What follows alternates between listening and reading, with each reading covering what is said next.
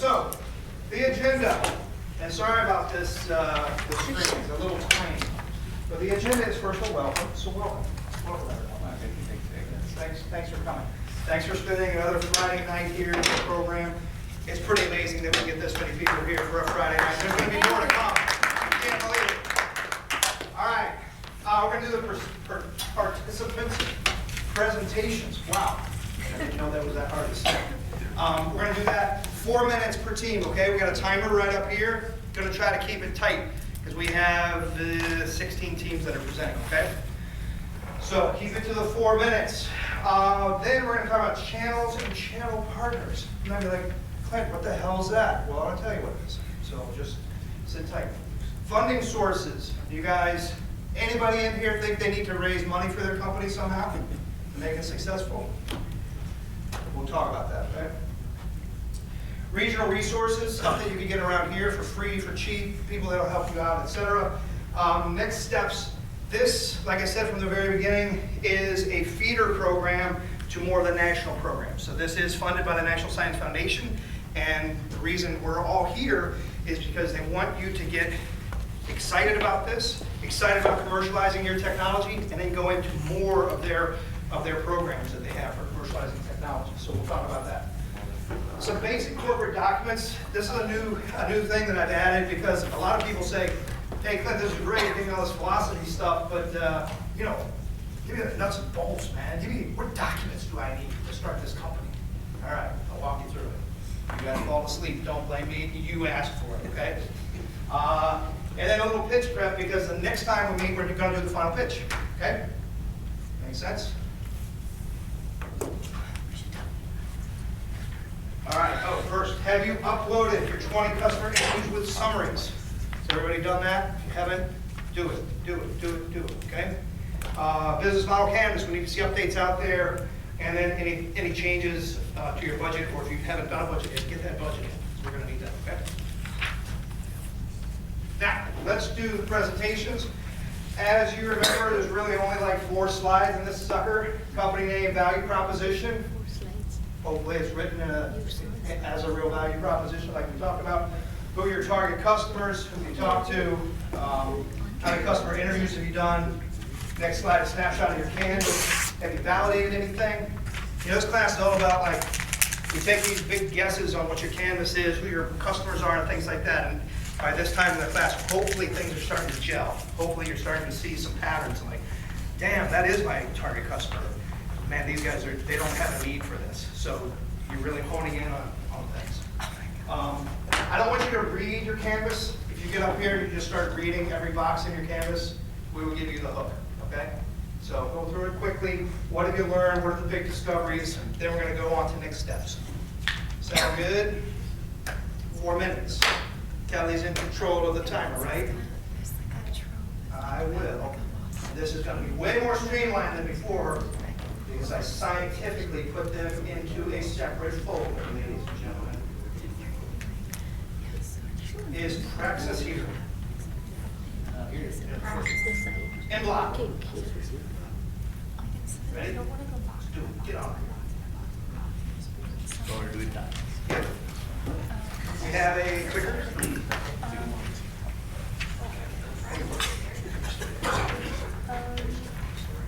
Good. Go get it.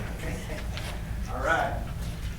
We'll start with this M block again. If you guys didn't remember this one, we're trying to design a device to prevent an embolism from happening in the operating room for intraoperative surgical use. My name is Sridhar Musuku again. I work at Alumni Medical Center. I'm an anesthesiologist by occupation. So the value proposition, I do not put major things like as Clint said, but the complication what we wanted to prevent is embolism, and it has the device will have some cross applications in deep venous thrombosis as well. So in the past 2 weeks, I collected information. From my company point of view, I believe users and the payers are different. Users will be my customers. The payee will be the insurance companies, and depending upon the CDPHP codes, the payee will be paying for the device. So I've taken interviews from most of the surgeons who I know, personally at Alumni Medical Center, from elsewhere as well. As you see, some of them from Virginia, and some radiologists are involved, and anesthesiologists from Connecticut and New Jersey. Most of them are from Albany Medical Center and elsewhere as well. So these are all the users. I had nearly around 20 to 22 interviews. We're trying to get some more interviews from the user point of view. From the payee point of view, we only spoke about for a CDPHP insurance company gentleman who said that they would be paying for these type of devices, but it is too premature for me to approach insurance companies to ask for any payment for these type of devices. So as I said, the customer will be the doctors, anesthesiologists like me, or the urologists and the vascular surgeons, and the payee will be the insurance companies. So we have completed actually more than 19 to 20 interviews. Most of them are positive reviews, and some comments and concerns regarding the device, what we were proposing, were also mentioned. So the first user, I'll tell you 2 stories out of these 20 users. The first user, the neurosurgeon and a trauma surgeon, he would say that he would be probably using this type of device for preventing an embolism in the operating rooms or any other cross application if the patient has any deep venous thrombosis or a clot in the legs. So I discussed with this neurosurgeon, and he discussed with me about the other cross applications, like a temporary use for any sort of clot to prevent any type of air embolism in the operating rooms. And the other thing what we discussed with this neurosurgeon was removing the entire tumor from a major vein completely through a keyhole, like an endovascular approach. I'm not sure whether you guys are understanding, but I can elaborate that if you want me to. The second user is a vascular surgeon. This is a story I remember because he's at Virginia Medical College. I worked with him in New York City, and he's presently a vascular surgeon. I had a telephone interview and an email interview with him. And his concern was how do we get the tumor out if it is accumulated under the umbrella? And we explained that in detail to him.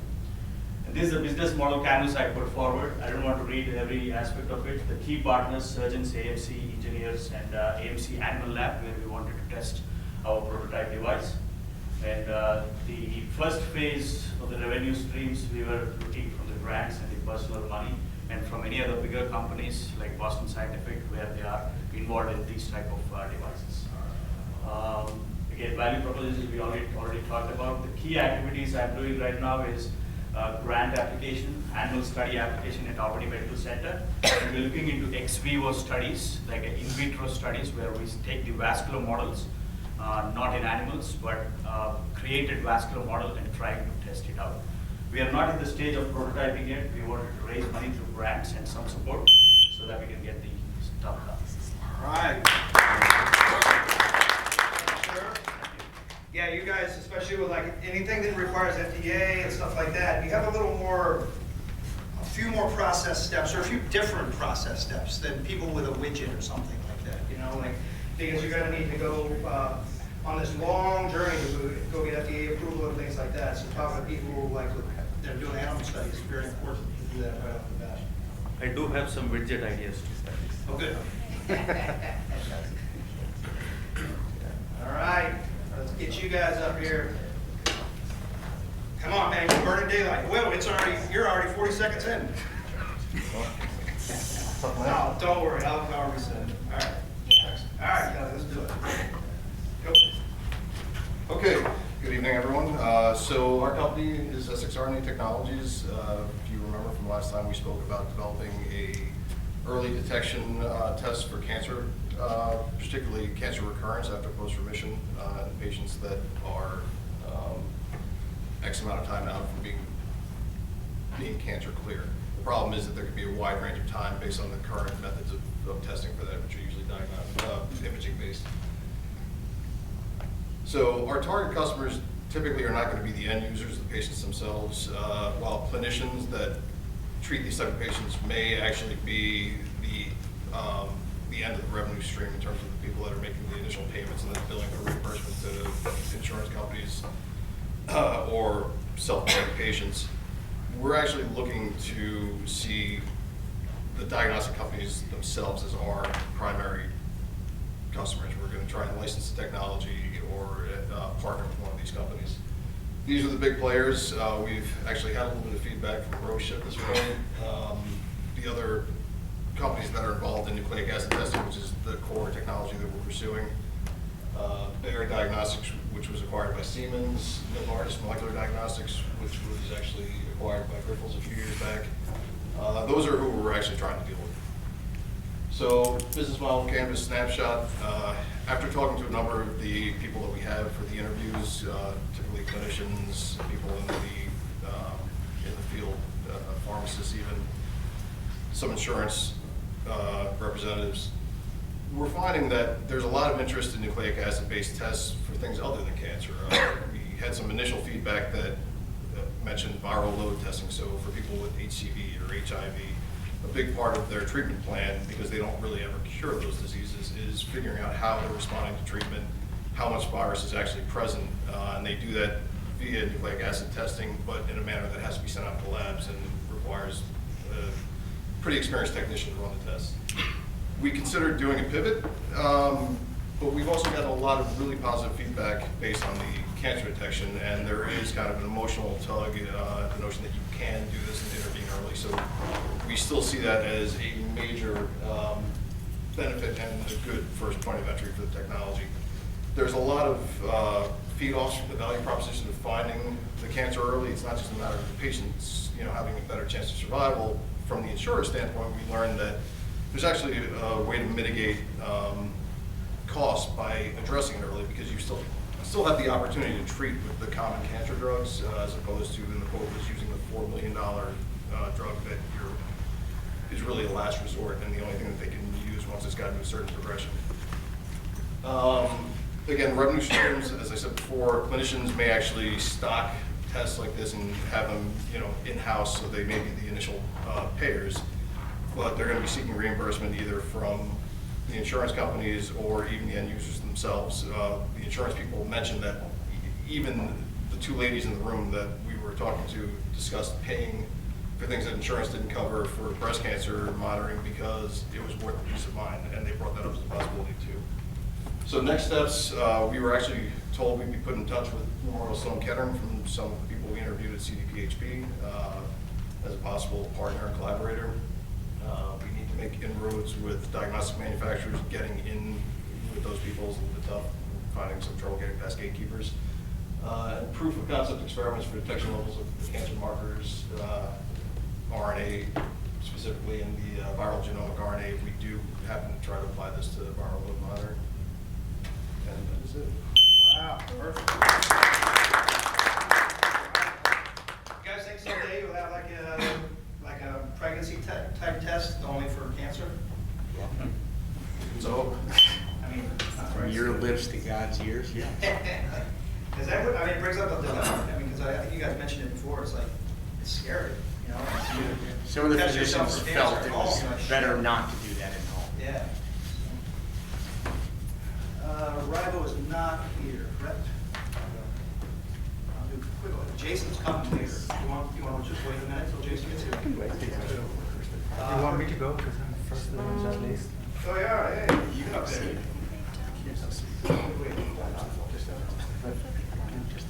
I think this is all right.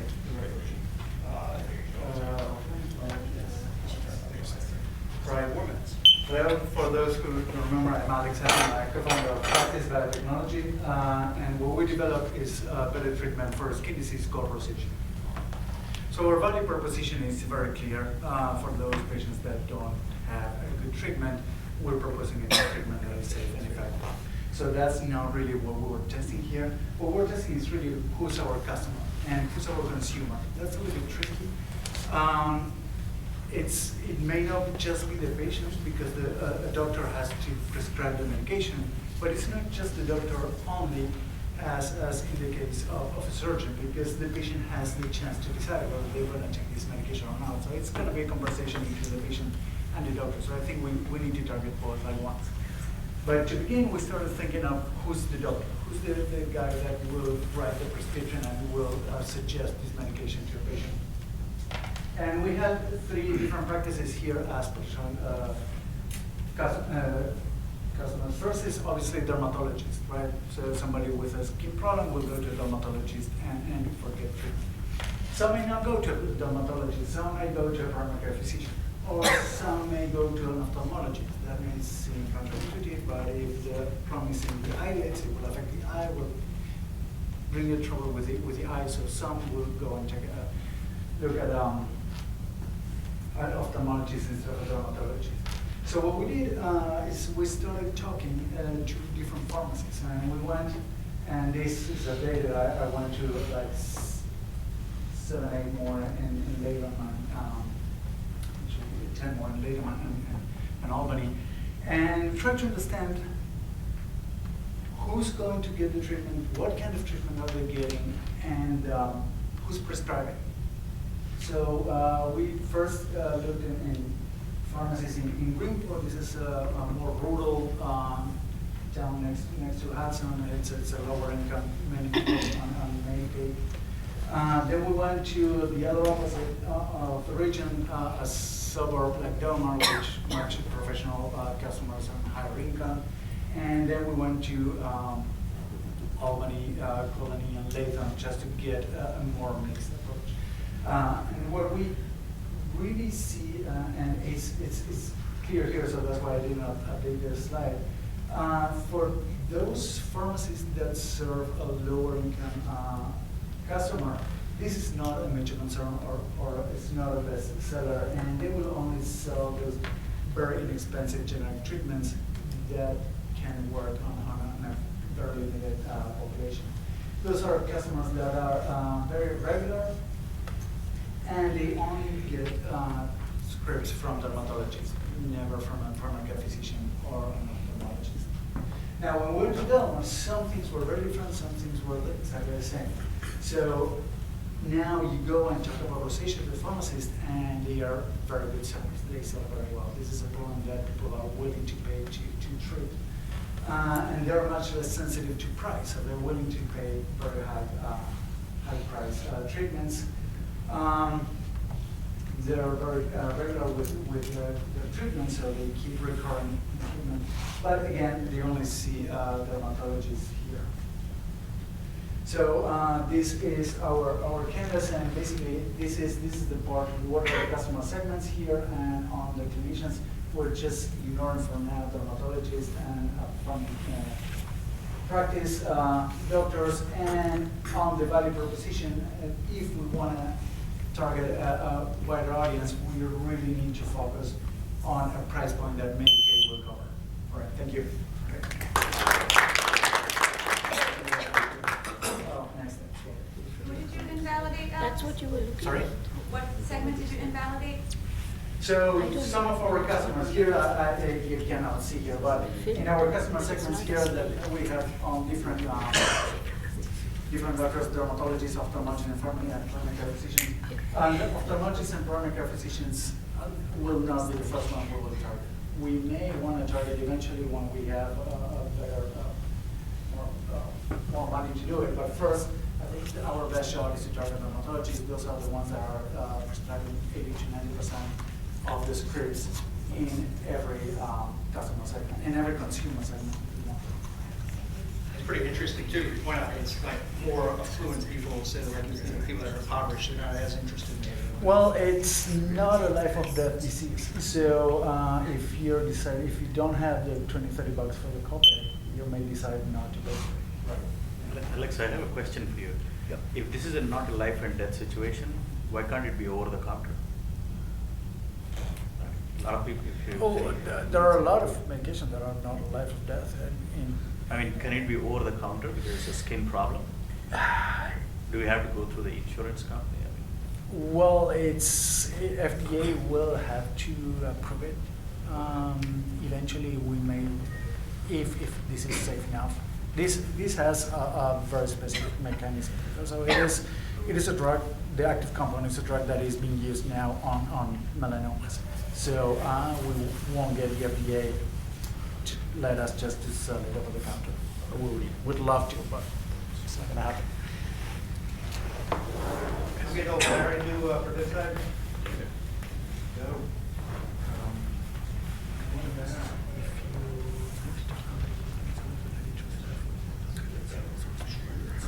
I'm Tom Anderson, and at Preventide, we're all about preventing disease by using peptides, small fragments, naturally occurring proteins. I'm really thinking here on two lines. I have two products to sell. One is our first compound, AF, our older compound, AFF, and the value of that is it can treat and prevent breast cancer. But I also need to sell Preventide. I need to sell the company as well. So I get 8 minutes, Kelly, because I need to.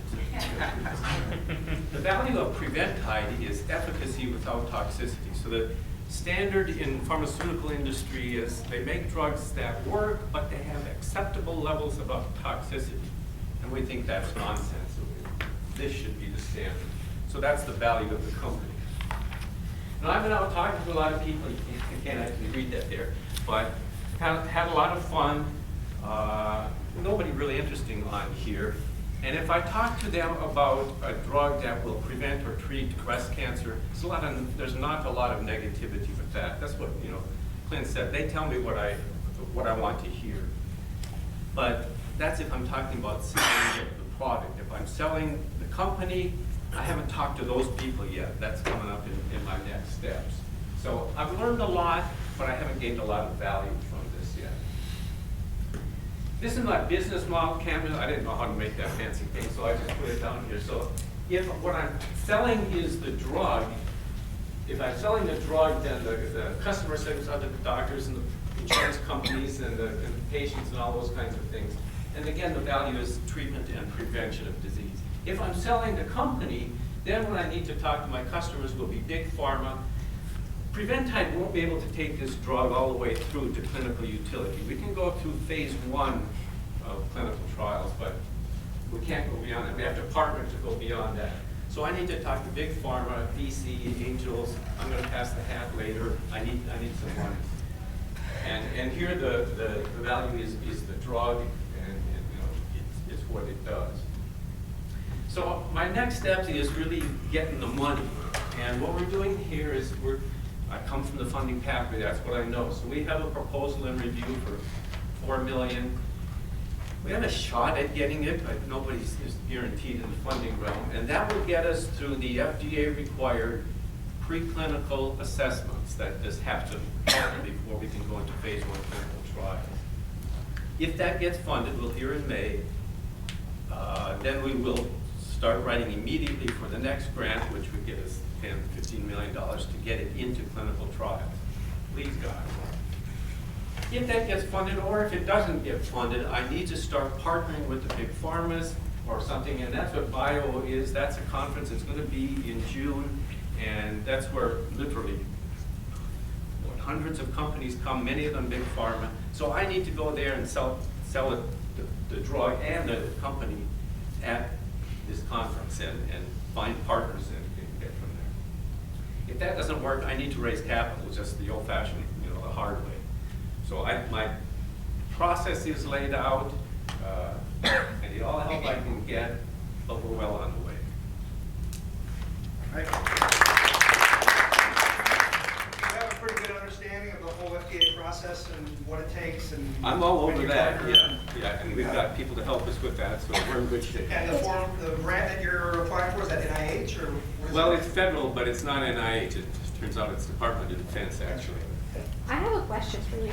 I don't know why you were making the difference between your product and your company. I mean, won't one sell the other automatically? That's my first question. And my second is, consider partnering with Breast Cancer Society and other nonprofits, which will help you, in your funding endeavors. I think those are good with your- suggestions. I think those are good thoughts. All right. Live drop, let's do it. There's Good evening, everyone. We're a live job. So before doing this, I want to share your story. So we happened to interview a patient in Sloan Kettering, and she told us she suffered a few relapses during the whole treatment. And she knew that based on her knowledge, learned from the internet, she knew that cell heterogeneity, the difference in the cell response to drugs, is a problem, always the problem. But she can, as a patient, she cannot do anything about it. So this is the value of our technology. We're trying to sell this low cost is platform for study single cells to distinguish the difference between cells. And the problem we solve a more detailed, so we want to provide a more detailed cancer diagnostic information for the doctors, clinicians, and so they can make a precise treatment planning for cancer treatment. So we interviewed we did actually 20 interviews from people from different fields. So we went to hospitals, talked to clinicians, radiologists, nurses, and we found that hospitals are not where they actually do the diagnostic process. So they usually take the biopsy or the cancerous tissue from the patient and send it to third-party labs, diagnostic labs. And also we talked to people working in universities, and they think this is the right direction, but probably still a long way to go. We talked to startup, like R&D director from a startup company, and they are also developing their own technologies for cancer diagnosis. And what they plan, one of the paths they want to follow is just to license their own technology instead of, working with manufacturers. And we talked to patients and also did some research on FDA approval. And after that, we narrowed down to these two big fields. We think they are the customers. So one is the third-party diagnostic labs hospitals work with, and also just the independent research labs who are interested in looking at cancer cells or studying cancer cells with this low, cheap, costed platforms, and probably drug test in a pharma company. So here's the. So kind of like we just went over, what we validated was that our key partners are not hospitals, but they're these third-party lab diagnostic companies. So we really need to, we've been trying to reach out to them, but we definitely need to reach out to them and ask them their opinion. We also, another kind of validation point was we talked to people, a woman who works at the FDA, and we learned that because our device doesn't directly affect the patient, that we would face much less scrutiny in attaining FDA approval. So those are kind of like our validations. And then, so our next step, like I said, is to find our customer. Get somebody like from Quest Diagnostics or one of those labs down, sit them down and be like, please talk to us. And then, moving forward, see what they think about our technology. And, because doctors can say, yeah, it's good all they want, but we need someone who will actually buy it.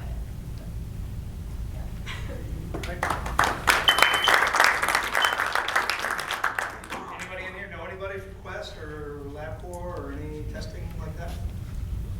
Or know somebody who might know somebody. I wanted to make a point.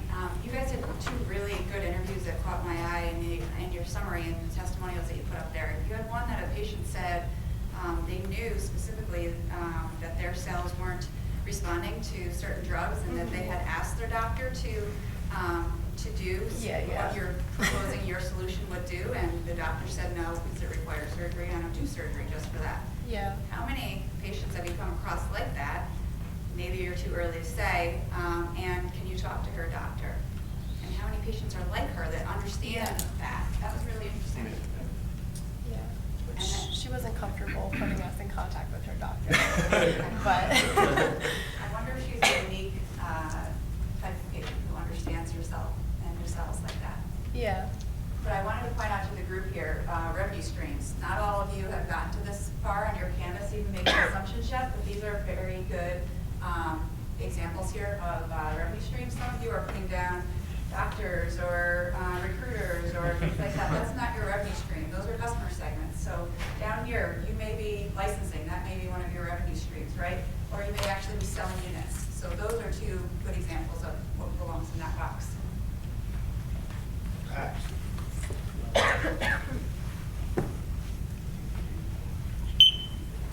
Good stuff.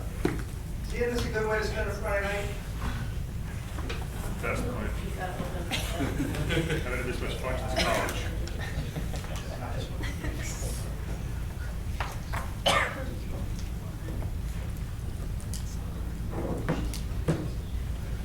You should say edited next week.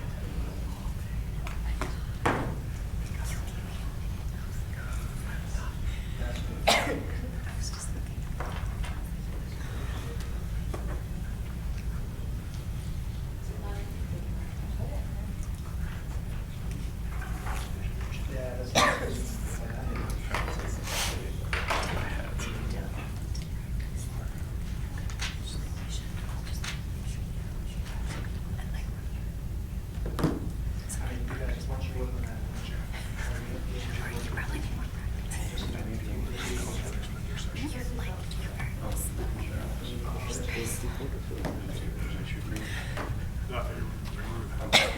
Oh, I'm sorry. Good evening, everyone. I hope everyone had a great time on Wednesday when it was snowing. Guess what? There were some mothers out there in the car pumping.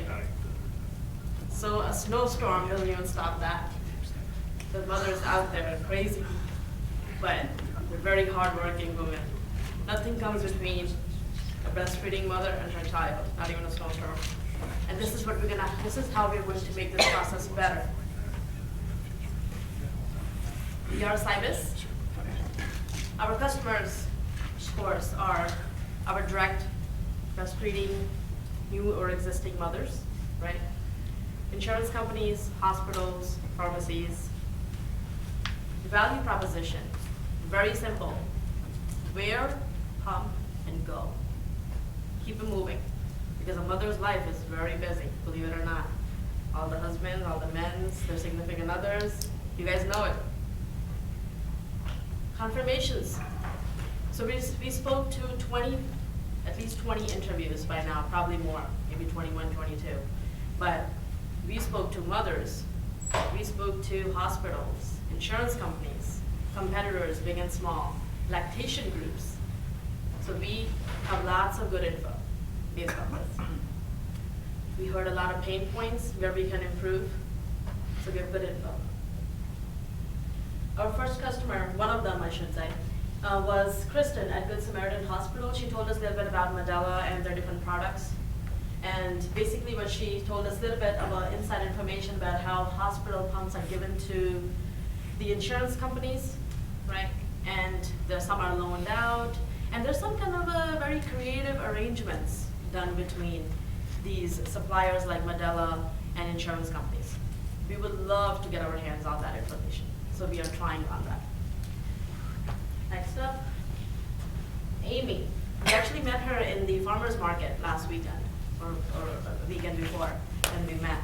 And mother of two, 3-year-old, 2-year-old, and very healthy babies.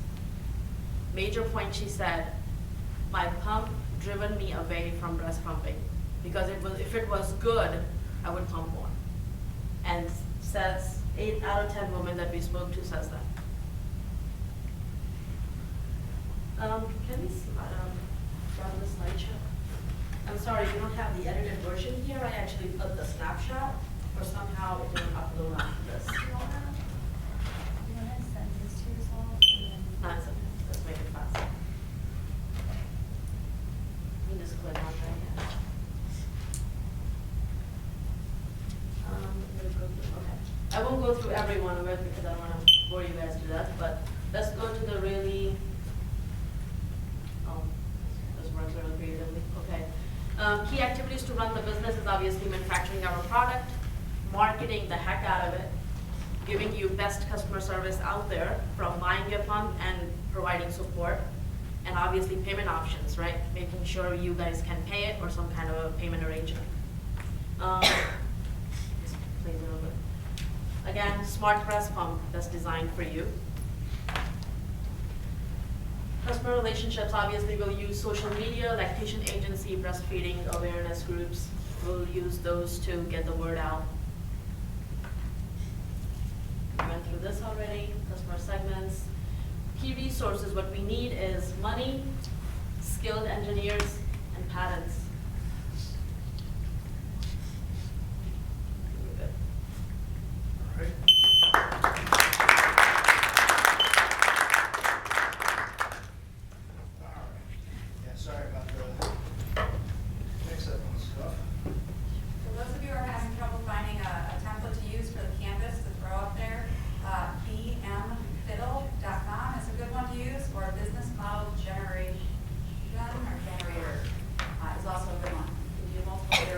your hypothesis.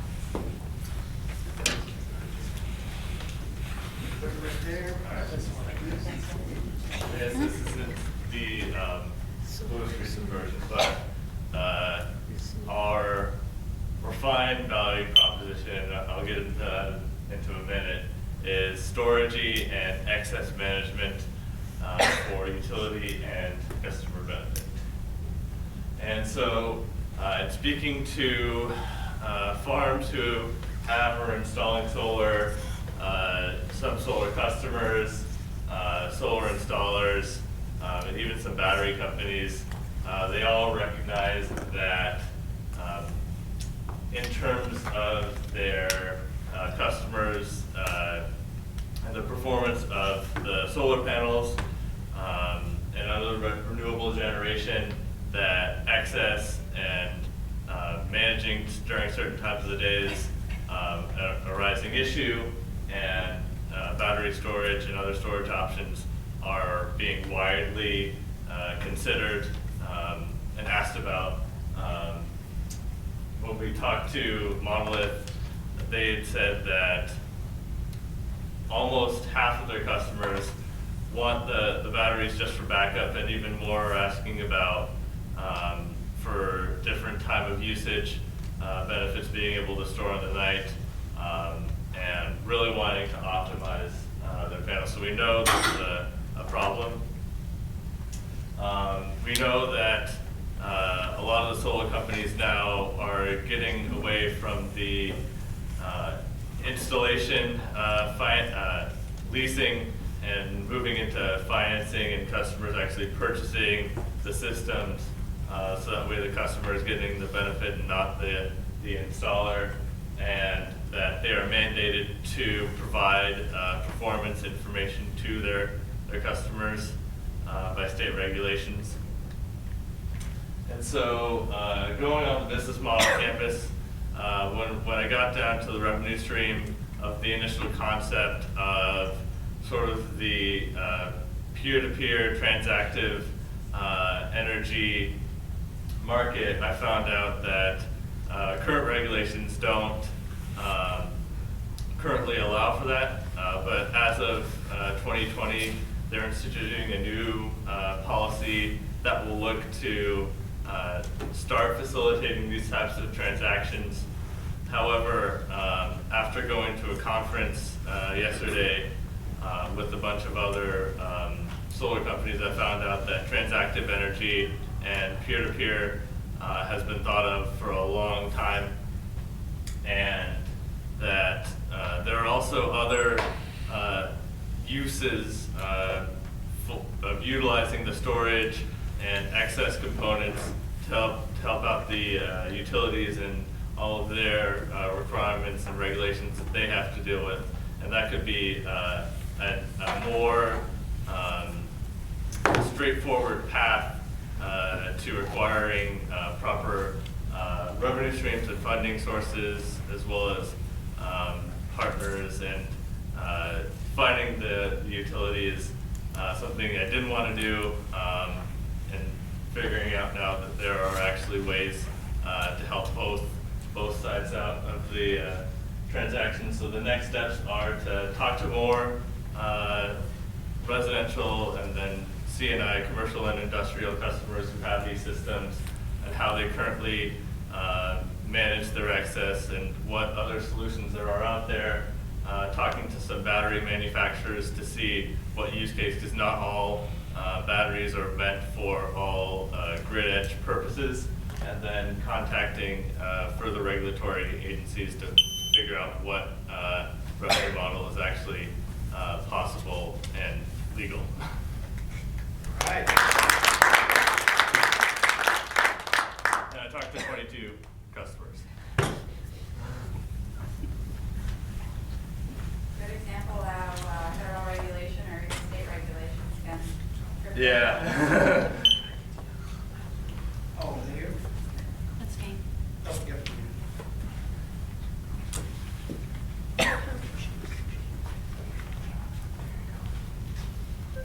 All right, so I don't normally do this, my coworker Eric does, so bear with me. We're Hollis Simple field technology, and what we do is we market to both law enforcement, the side of forensics, and the public. And our goal is to use our technology to make their lives hollow simple. So, like I said, we work with the forensics field and the public, and basically current methods that people are using for at least forensics can take multiple hours, they can be time consuming, they can be very expensive. We're proposing using our methods that we develop in lab to speed up this process. It'll be a lot cheaper, and we can market it so that it can help investigators with their investigations, make it go along faster, give them more information at the scene of the crime, or give officers another alternative to testing methods that they currently use. As well as to the public, current breathalyzers is our competition right now, so current methods of determining if you're ready to drive or not aren't that precise, or if you're using a breathalyzer, it usually needs to be calibrated. Our science wouldn't need that. So we've talked to a lot of customers. We were recently at 2 different scientific conferences, and these are our biggest customers that we interviewed. The Colombian police were very interested in our stuff, and they wanted to use it right now, but it's not ready yet. But we were able to talk to them and figure out what we could add to our science in order to help them, but they were just very eager about it. And even more excited, we are even more excited about the Detectichem company. We talked to them, and they are working, they have a product that is exactly what we want our product to kind of be. So we were talking to them, we had our boss talking to them, and we even had a meeting about creating a patent or an NDA.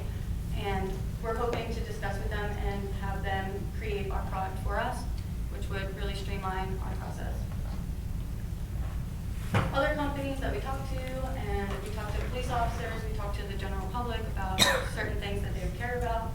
And our main takeaways are that we invalidated that police officers themselves, they don't have any control in what products they buy, so we need to figure out who to talk to beyond that. Also, we did validate that we can work with other companies to create a product, and other companies are interested in working with us, so that was really cool. Some insights we found were that breathalyzers, they're not always accurate. You need to provide enough breath for 10 seconds, and if you don't do that, the number might be off. Also, if you were just drinking or you haven't eaten all day, you have alcohols in your breath, that will set off the detector. Detectichem is the company we're really excited to work with. We're in the process of that. Also, we found that the general public would be able to afford what we're offering as a price. So it is cheap enough, and people would be interested in it, which is good. Also, we are finding, we invalidated something else, but I can't remember, I'm so sorry. Anyway, so next steps were to figure out, past the officers, who is in charge of buying the supplies. Would they be interested in supplying this for their police officers or other people? And we're working on creating an IP for the Detectichem. We want to be able to work with them. We need a non-disclosure and figure out money and all that stuff. And that's about it. Thank you. Does that Detectichem company have customers, or are they just Yes, like a? they sell mostly to police officers now. They have this big thing, they're doing drug detection. Yeah. So we could open that up. It's good. So they already have customer segments and stuff. Mhm. Awesome. All right, let's do some crypto. Why not? Mix it up, man. Mix it up. Yeah. When did you upload these slides? Today. Today? Okay. Hopefully it's Yeah, hopefully. fairly recent. So, hello everybody. So, I'm doing customer discovery on a potential crypto idea involving exchanges and trading. So, who's the customer and what is the value proposition? So, you kind of have multiple customers right now. We're trying to really get that down, but we think one of them is going to be active traders between roughly 25 and 65 people who are actually the people who would go invest in a particular like stock or something, but also somebody who's younger than some of the older people really don't want to get into this whole crypto. So it's like a trading platform for them to understand and be able to see, okay, like I can see all this information from these different platforms and be able to kind of make a decision based on that information. The other one is dealing with arbitrage trading. So taking advantage of price between different exchanges. So, for example, people might want to be able to take advantage of like a 0.1% difference every day, and that can really compound. So that's something else. It could be intra within the exchange or inter outside the exchange. There's also a little bit of a pivot we might be doing toward more Bitcoin miners, but I can get into that in a little bit as we go to the canvas. So 2 stories. So I was interviewing some of the people, and it was very interesting. Like Mt. Gox was a big attack on an exchange like 4 years ago. And it was just amazing like how people like back then were like losing 20,000 Bitcoin, which is like $500 million now. And then there was even somebody who said, "Oh, I just recently found out I had Bitcoin." So I thought those are 2 really like interesting customer interviews that were brought out. So the business model canvas, you're not going to be able to see it, but I'll just kind of show you the big important things is people aren't really a big fan of bot trading. So by bot trading, I mean more like, like there's something on Twitter caused like an alert, which would mean sell the Bitcoin or whatever it is. People are really kind of skeptical of that, but there's still the opportunity to do some sort of arbitrage trading. Another thing I found too is in terms of predictive analytics, like automated predictive analytics, it seems like a lot of people want to do their own personal, like, I want to look at the chart and use what I'm kind of seeing is people's reaction, like very emotional responses, and then make a decision with that. We're also kind of figuring out, hey, maybe crypto miners might be a potential kind of segment to go to. So that's something we're looking at. In terms of the revenue streams, that's one of them here. We might be able to do some subscription-based. And there might be, I put profit sharing in red, but I'm not quite sure if that's just the wording, and we might do some sort of thing like profit sharing, but we'll have to see.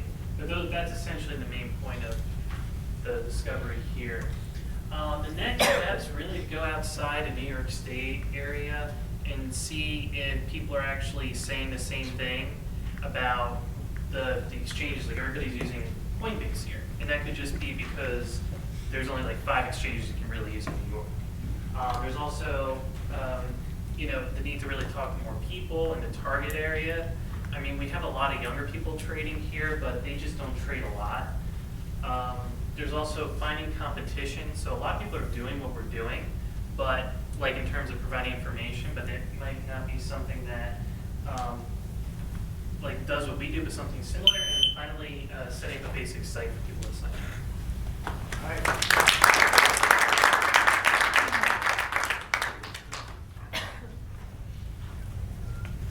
For really old people, you might consider cryptocurrency.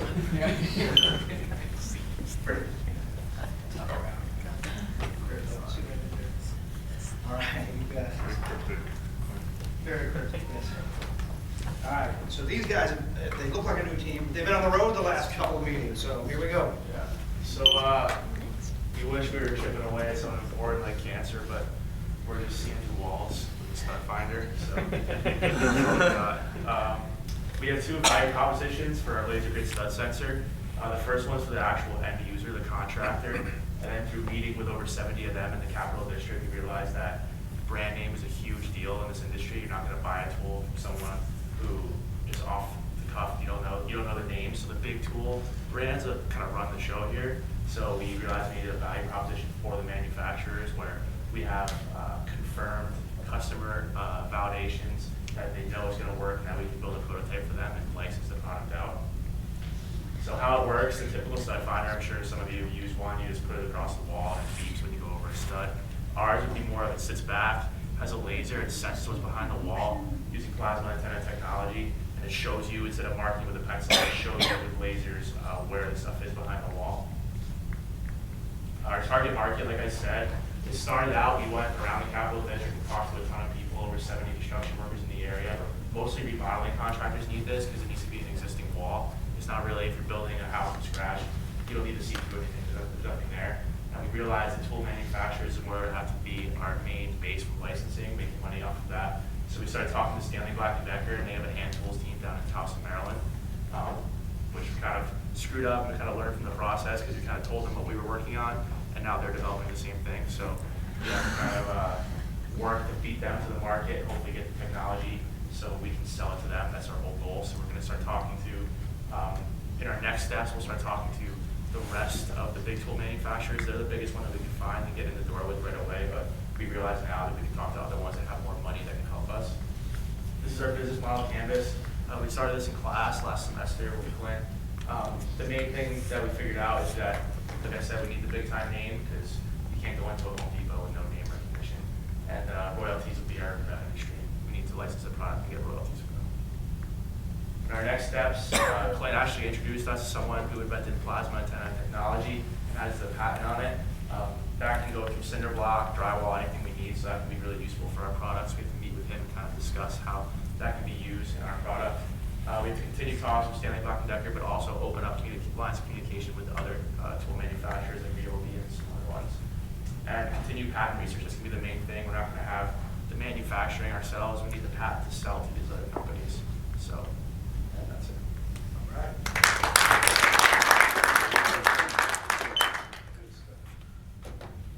Yeah, look, that plasma antenna technology has just been on the shelf for a while, so these guys are dusting it off and seeing if it can be useful for something. All right, let's do some quibble. What do you say?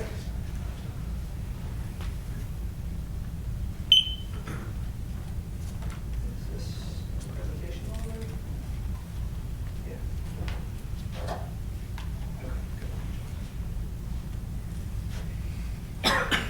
Okay. Company name, obviously, Quiggle. Hi, everyone. What's our value proposition? Primarily, the value proposition is that we want to be able to help people exchange information. Any kind of information could be contact information, files, photographs, any kind of documents that they have face-to-face, on demand. That is not in the form of spam or forced sending, but on demand when someone wants something, face-to-face using a phone to another person's phone directly by just scanning a QR code. That's the value proposition. What we have currently is a technology that works. The technology is really a platform because it could work for many different uses. What we want to, and what's the big question that we have in mind right now is, who should be our target audience? What is the way forward? What's the path forward for us? We have several different types of audience that we are considering that could possibly be our target. One that we are looking at is the student audience, both high school and college audience, when they are in the process of exchanging resumes with recruiters at career fairs. Of course, contact exchanges, one with which we have already built out our technology, which is our MVP that's currently in circulation, and it's downloadable on App Store as well as on Play Store.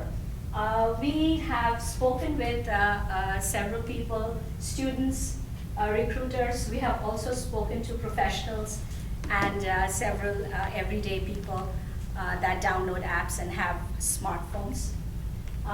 Business model canvas, pretty much the big thing is really for us to figure out what's the best way forward.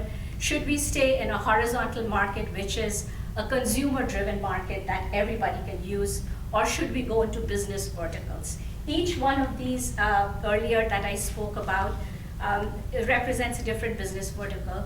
It could be a doctor's office sending and receiving information from a diagnostic lab. It could be the recruitment market. It could be legal markets, sending and receiving sensitive documents. It could be the tax and income tax and financial market. Also, again, privacy is important. People don't want their information floating all over the place. They want to hand it over directly. So each one of these represents a different vertical, and we want to try and see which one is the best path forward for us by researching them, for which we obviously have done, but continue to still do some more information hunting. Next steps, we need to continue to look forward into these Maybe if we find one of these that works well and gives us a good size market with the possibility of revenues and returns, we go forward with that and build out our features. Our features will pretty much follow the target market that we choose, and our promotion, our advertising, everything else will follow from the vertical or the horizontal market whose needs we are best able to meet. So the features, the promotion, and our revenue model itself will flow from which target market we are out to able to help most. We have considered the possibility, of course, of a pivot. If neither of these markets that I mentioned works, then we can always probably look into the possibility of payments as another method to go forward with. Thank you. Great. All right. And there's nothing wrong, like you guys have you could do a lot of different target markets, which is great. You have a beachhead market first, like figure out what your first product is. Basically the problem. And then figure it out from there. Exactly. Anybody here that needs to give a presentation that I didn't call on? Has got one ready to roll? Yeah. Is it on Dropbox or you want to plug yours in? Or Google? Yeah. Share folder.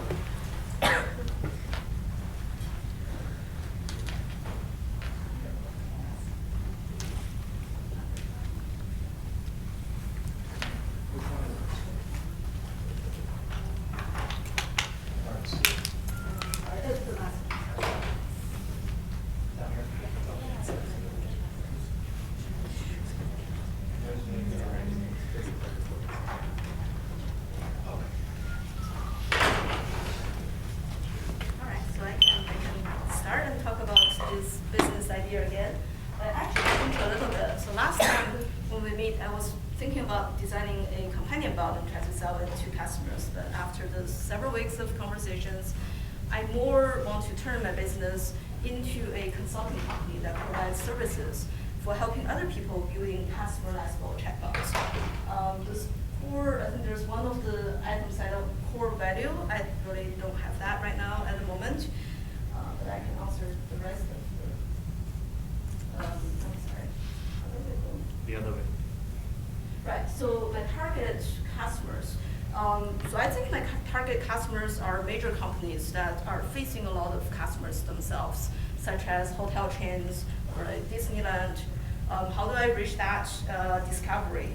I myself, in this process, have only been talking to certain direct customer interviews. So those are all I have. However, I did, with ambient connections and conversations related to other things that I'm doing, I did collect this information, and two of the people I talked to in my interview, they themselves has companies relevant in this area. So one of the services they provide are internet-related services. So I sort of get second-hand information from them on what kind of people can potentially purchase this.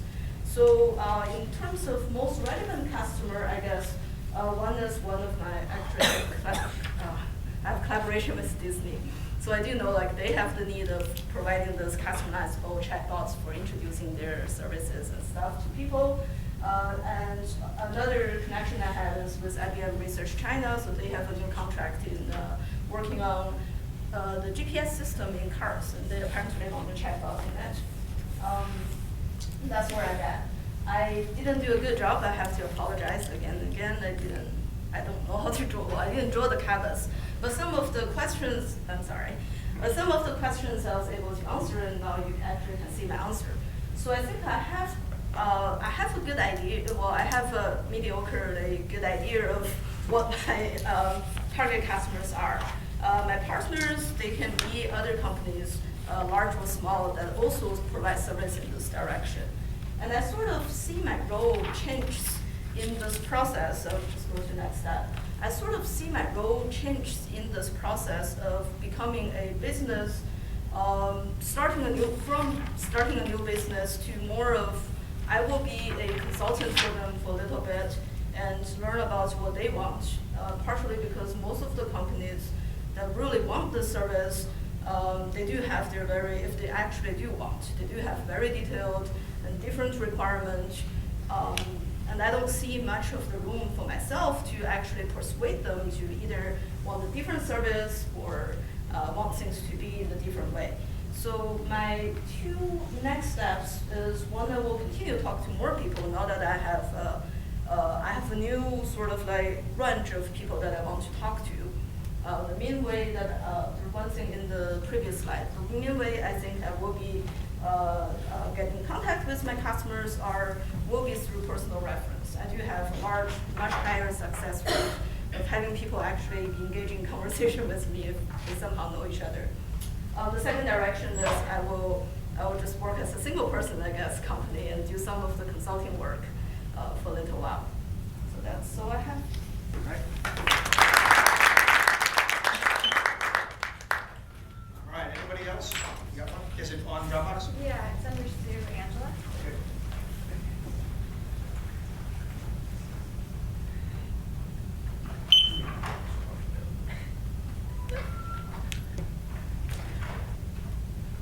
This one?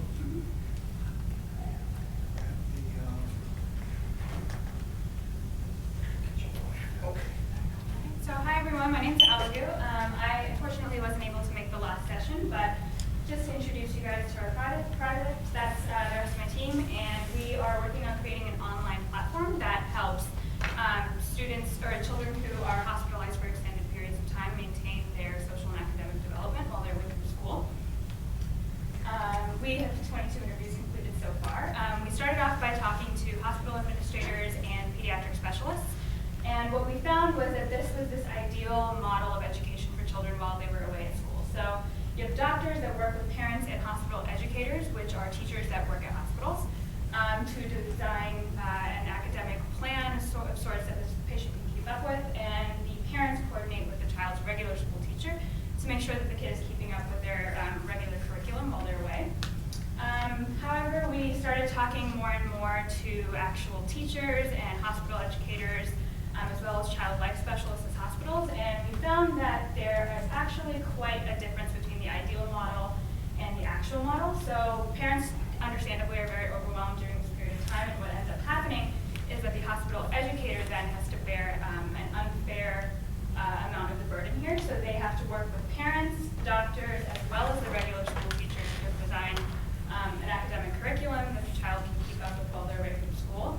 And what ends up happening is that all of this time is spent doing administrative tasks, and this 7% of their time is realistically what they're actually spending in consultation with their students, which we think is unacceptable. I think hospital educators should be spending or devoting the bulk of their time to actually educating their students.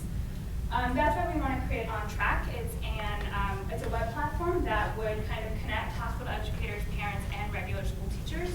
And it would facilitate a lot of that administrative work that hospital educators are right now having to fulfill, and hopefully reduce some of their time constraints as well.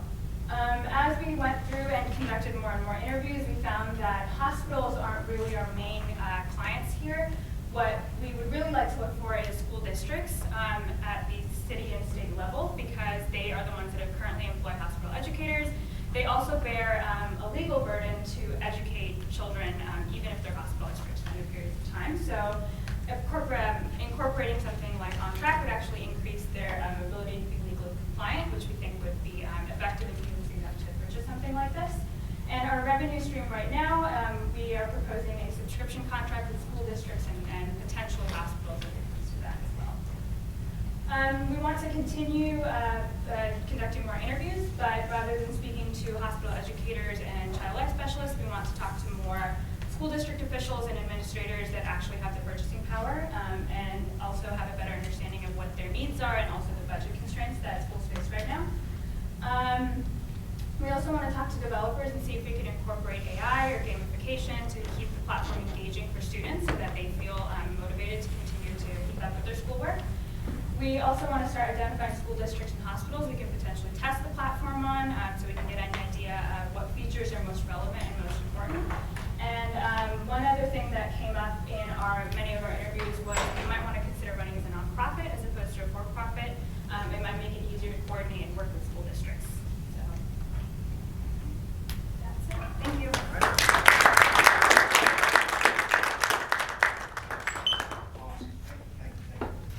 Okay, anybody else?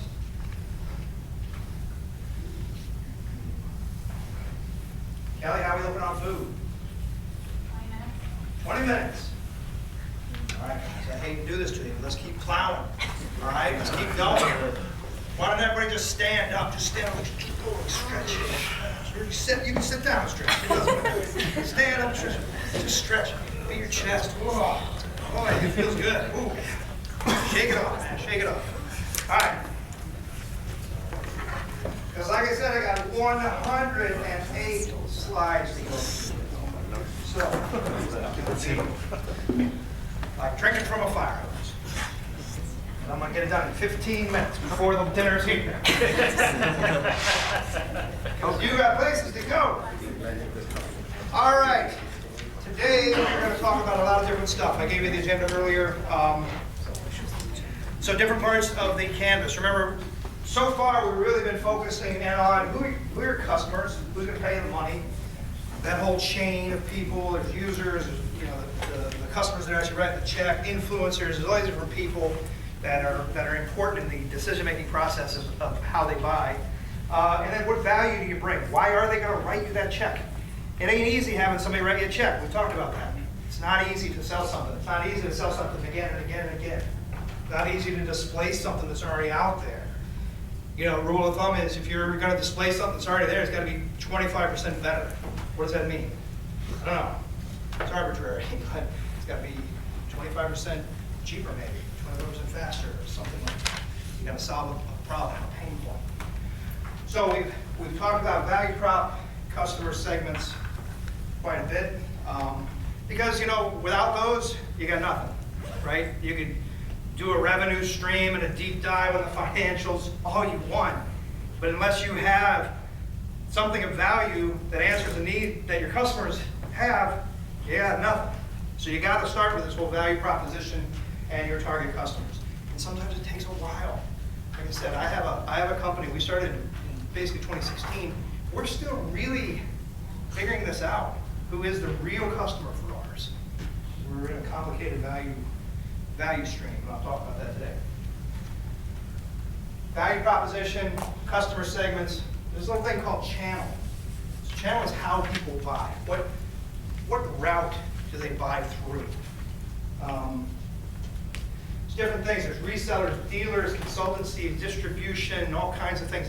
Everybody in this room may have a slightly different channel for how they're going to get their products out to the market.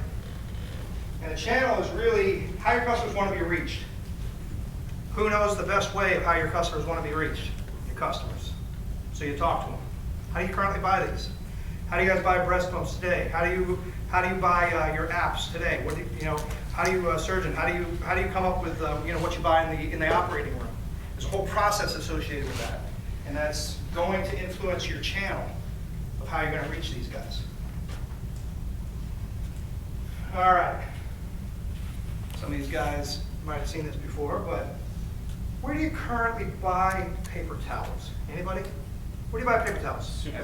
Supermarket. Grocery store, right? Amazon. You're the second person I've ever seen that buys paper towels. So you get a box of paper towels delivered from Amazon? No, they have the box, Free shipping.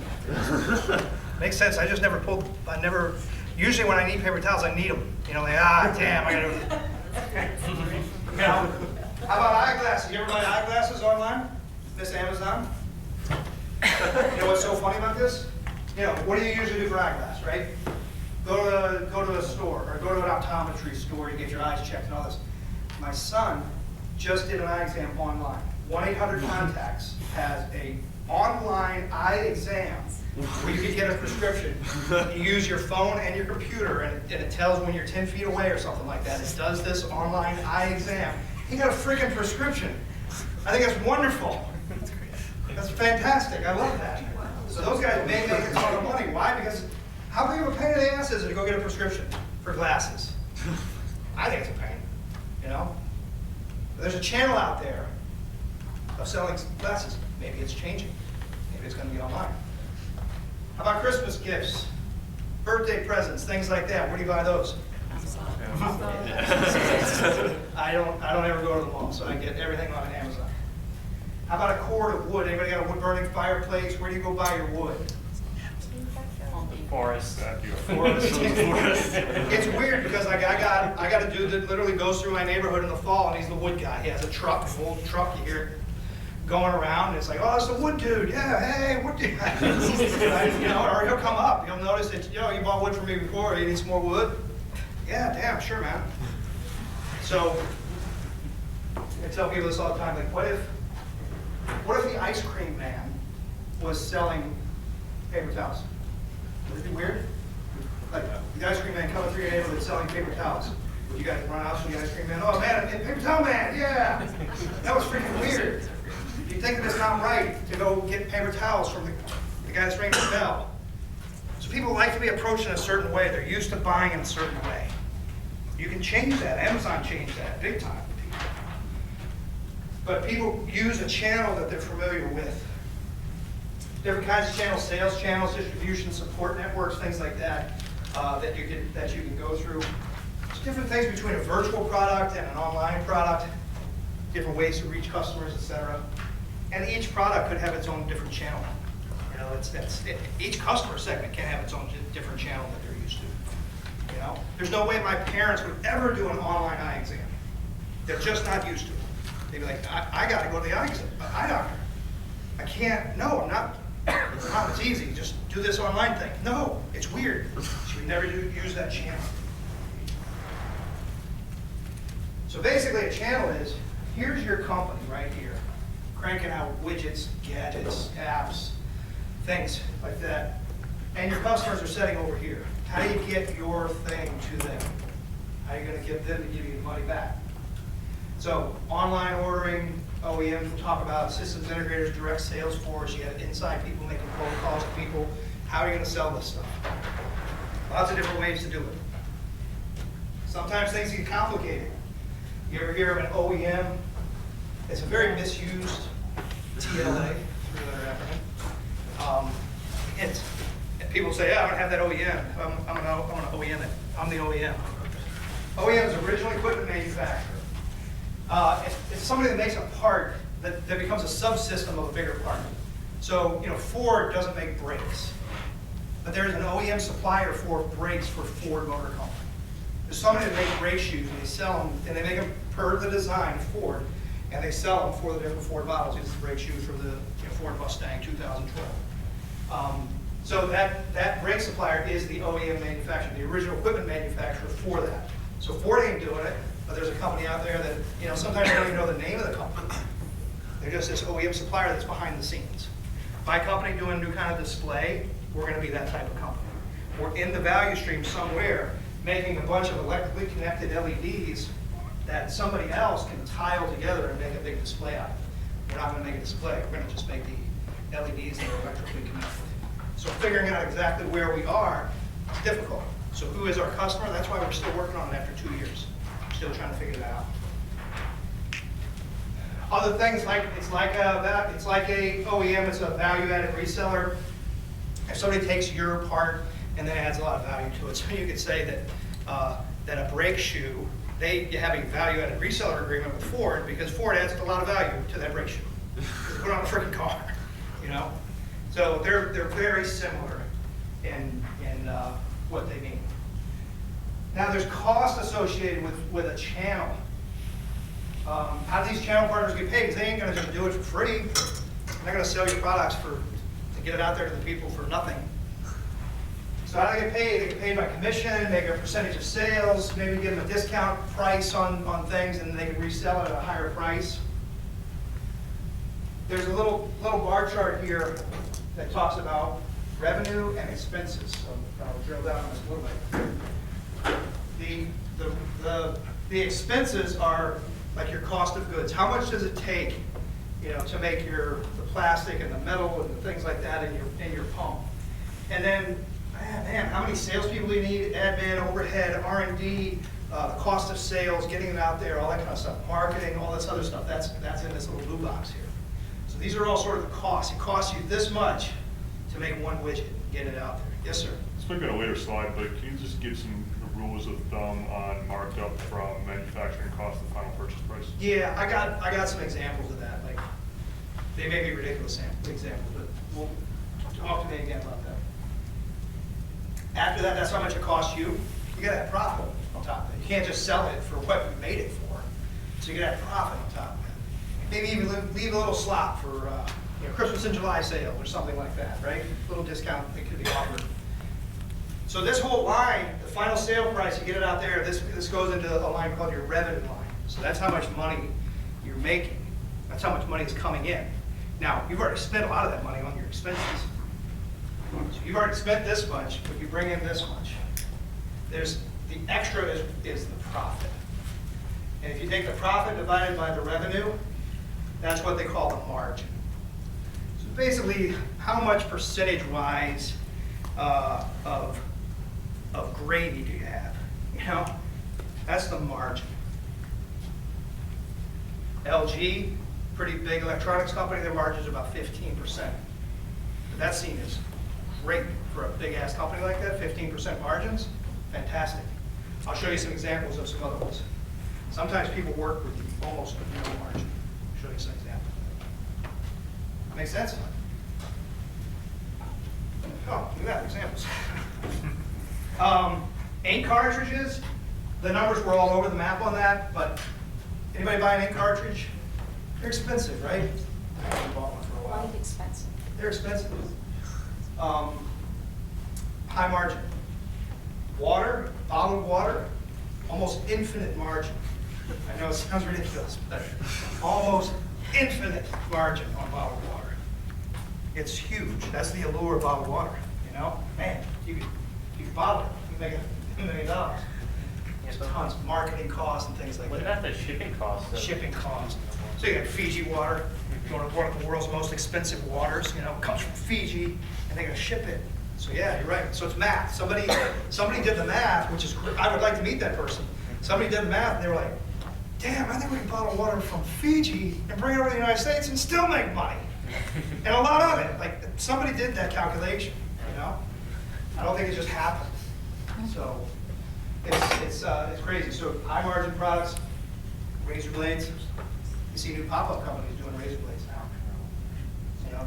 Shave club and stuff like that, because they realize, holy cow, razor blades are expensive. High margin on those suckers.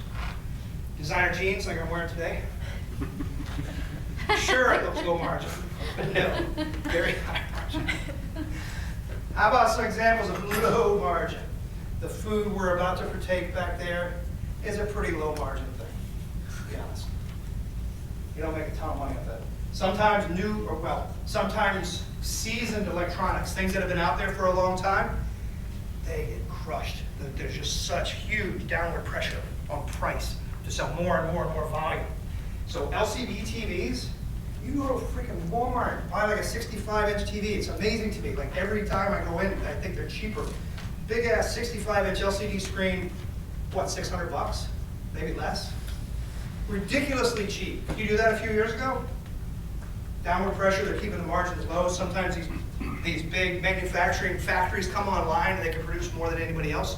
They make their margin zero. They're selling for no markup to kill all the competitors. People are evil in business. Evil. We benefit from things like that. Light bulbs, pretty low margin.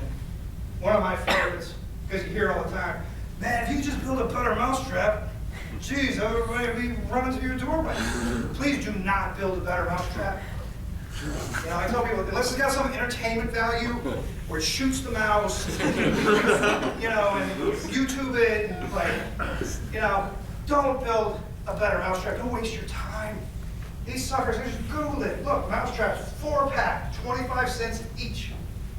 Imagine, that's a sales price.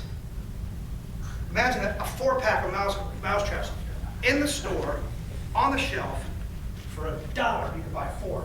How much margin? Like, the wood would cost me $0.25 for one. The plastic, the spring, the package, the travel. You're gonna pay me $0.25 to bring that to the store.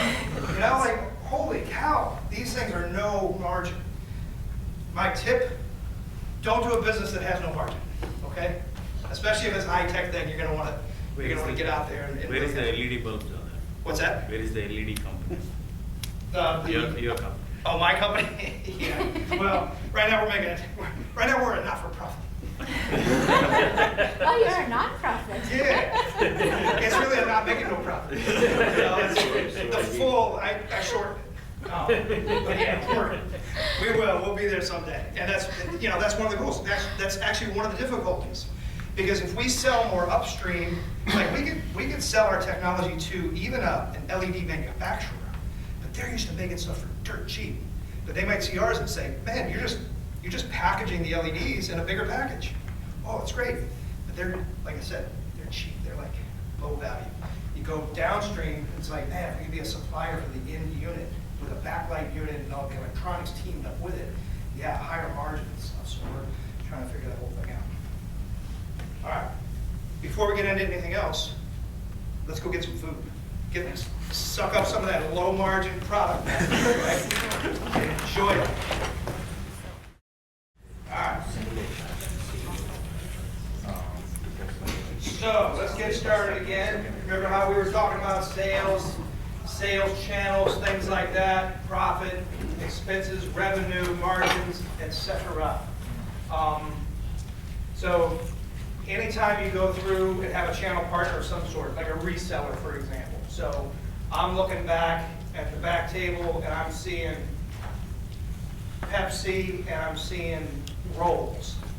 The company that gave us that food tonight, which thank you Kelly for the food. Thank you. Petrocelli's, ladies and gentlemen. But Petrocelli's didn't make the Pepsi. They didn't make the Rolls. They're a reseller. So they add a little price, a little cash to that. So those suckers just gouged us. Instead of a 99-cent bottle of soda, they probably charge us $1.50. Why? It's delivered. $2.99. 99. $2.99. $2.99. Whoa. So see the joy of reseller. You can make money a lot of different ways. So Pepsi is laughing at themselves. Oh, we sold that for 99 cents at the store. Petrocelli's just cracking up. I sold it for $2.99. Take all your value and I'm going to expand the crap out of it. So resellers do that. But like I said, it ain't going to sell itself, right? None of your products are actually going to sell themselves.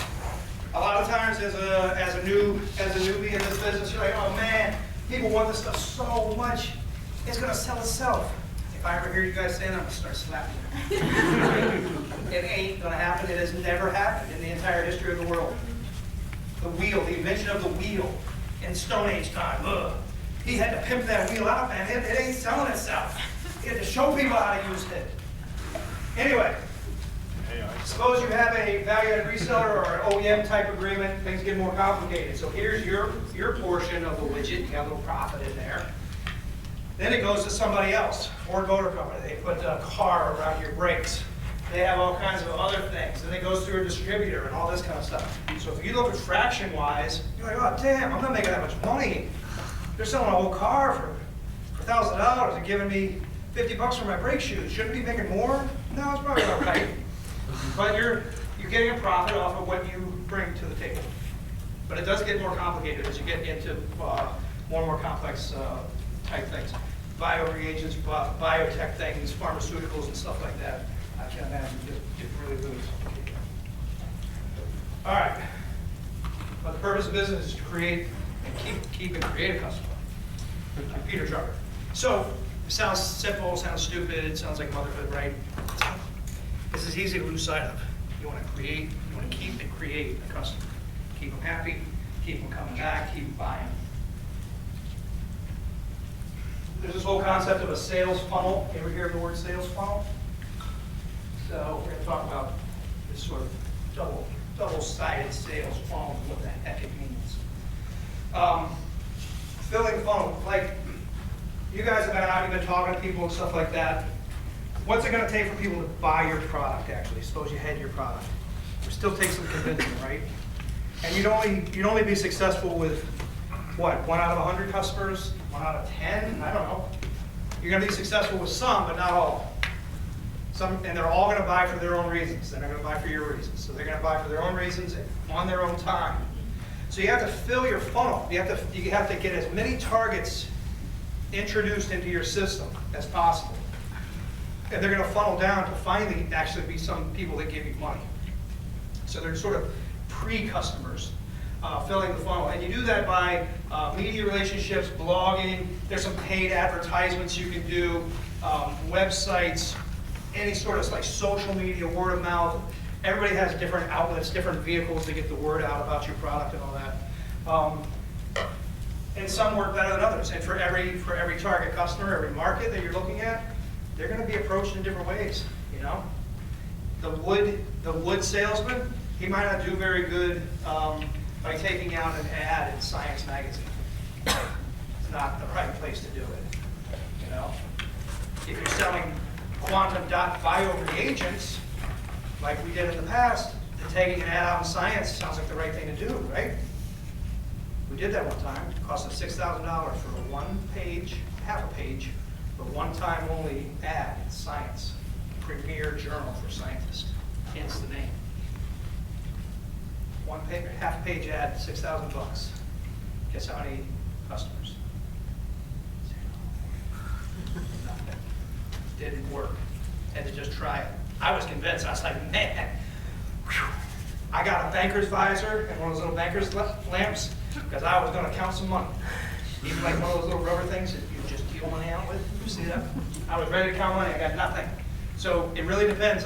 There's better people out there than I about predicting these markets and things like that, and how to actually reach people. What's the most successful way to get at people to fill your funnel? But you want to try to get these people. You want to acquire as many as you can. And then there's an activation step where they, oh yeah, wow, this is pretty cool. I actually could use this. I want to buy it. That's when you got it. That's when you acquire your customers. That's a good feeling when you get that. You got to understand who they are to really hit them. Maybe I didn't understand who my quantum dot bio reagent customers were when I advertised in Science. They weren't there, let me tell you. So I need to do a better job of understanding who they are, how they buy, what role they play. Talking to Rick earlier, the role people play in the buying cycle is very important. How to follow the money, like who actually makes the final decision and who influences them upstream and who actually brings it to them and all this kind of stuff. It sometimes gets very complicated. Influencers, what's their motivation for buying, etc. Okay. Some people, like May, she's trying to sell to like a big company. If you're a person at a big company, you're in the bowels of this machine, this big, huge company, you're mostly worried about, I just don't want to screw up. I don't want to lose my job. It's a great job. You're not going to take a lot of risk. If you see a brand new company come in with a brand new product, you're going to be looking at that like, yeah, I got to switch to that new product. Man, I know it does more, but geez, I've been buying it from Charlie's company for years, and they're so safe, and I know it works. And I'm going to retire in 5 years. I don't know. I don't want to switch. So the cost of switching products is difficult sometimes, especially if you're selling to a big company. Cost of acquiring customers is expensive. Don't underestimate this. You know, again, nobody should be saying, man, this stuff will sell itself. And also don't be thinking, yeah, I'll pay, $5 for marketing, get this thing out there. That should be enough, There's things, and it goes in a range, freemium, light touch, inside sales force, field sales. Suppose you have a field sales representative that's more of a senior executive. So GE, when they're selling a whole farm of windmills to the state of Oklahoma, that's not just somebody that's cold calling, hey, Oklahoma, how about we're going to sale, I'm GE. No, it doesn't work that way. They send a senior executive salesperson out to understand the problem, the landscape, etc., and it's done under a huge contract. You're paying that senior level executive to sell a lot of money, paying them a lot of money to do that, not just selling onesie-twosie type things. So there's a whole range of ways to sell to people, and it costs cash. It takes a lot of money. And some people have different philosophies. I say don't hire a salesperson too soon, but also don't hire them too late either. I know that sounds ridiculous, right? But if you hire a salesperson too soon before you guys actually have a product that's really ready to go, they're going to be so aggressive. I mean, they get their kicks if they're a good salesperson on driving sales, filling the funnel, getting people to buy, We had our first sales guy, very aggressive. He started selling stuff we couldn't make. You know, to Samsung. Guys, I sold $20,000 of these blue bottom dots to Samsung. It's fantastic. Like, dude, we can't even make that stuff. They signed a contract. Like, oh. So we spent $50,000 making this stuff. You know, milligram by milligram.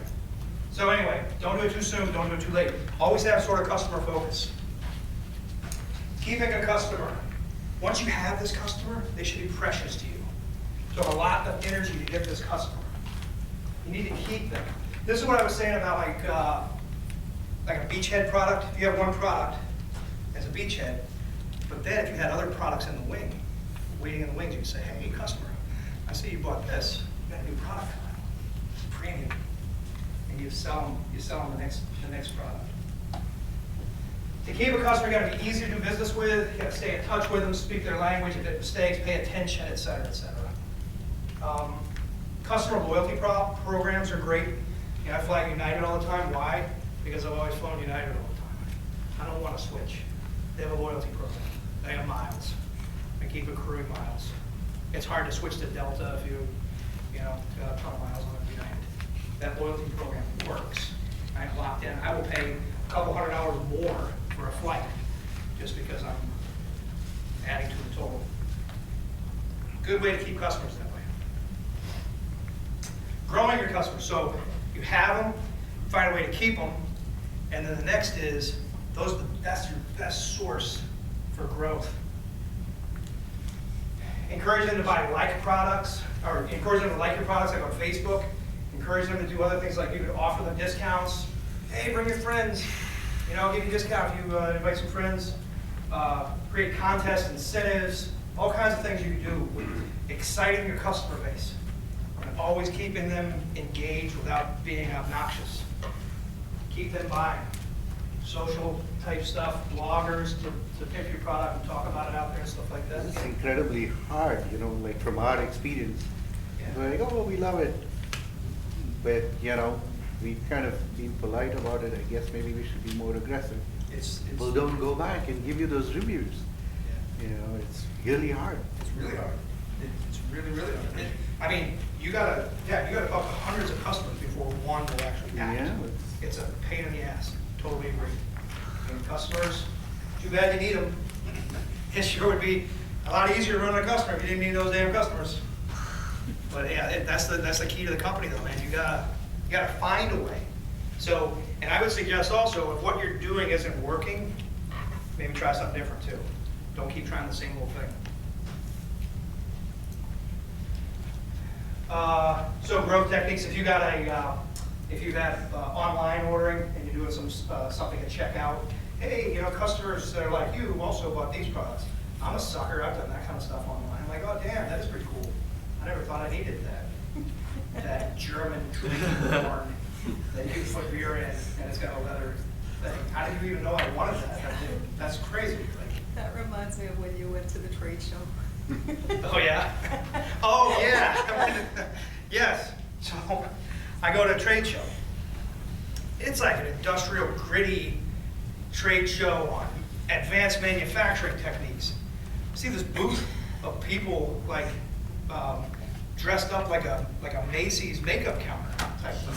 What are you guys doing? No, I didn't have to do that. They sucked me right in. They saw a sucker, Hey, come here, sit down, pull up a chair. Like, all right, I'm doing customer discovery.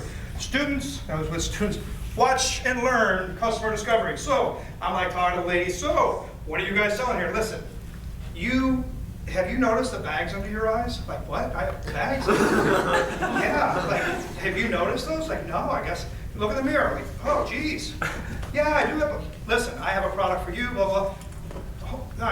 My students thought it was ridiculous, right? Because I'm sitting there like, I bought $400 worth of freaking makeup that day. It wasn't makeup. It was manly makeup. I don't know, something good, man. I haven't used it since.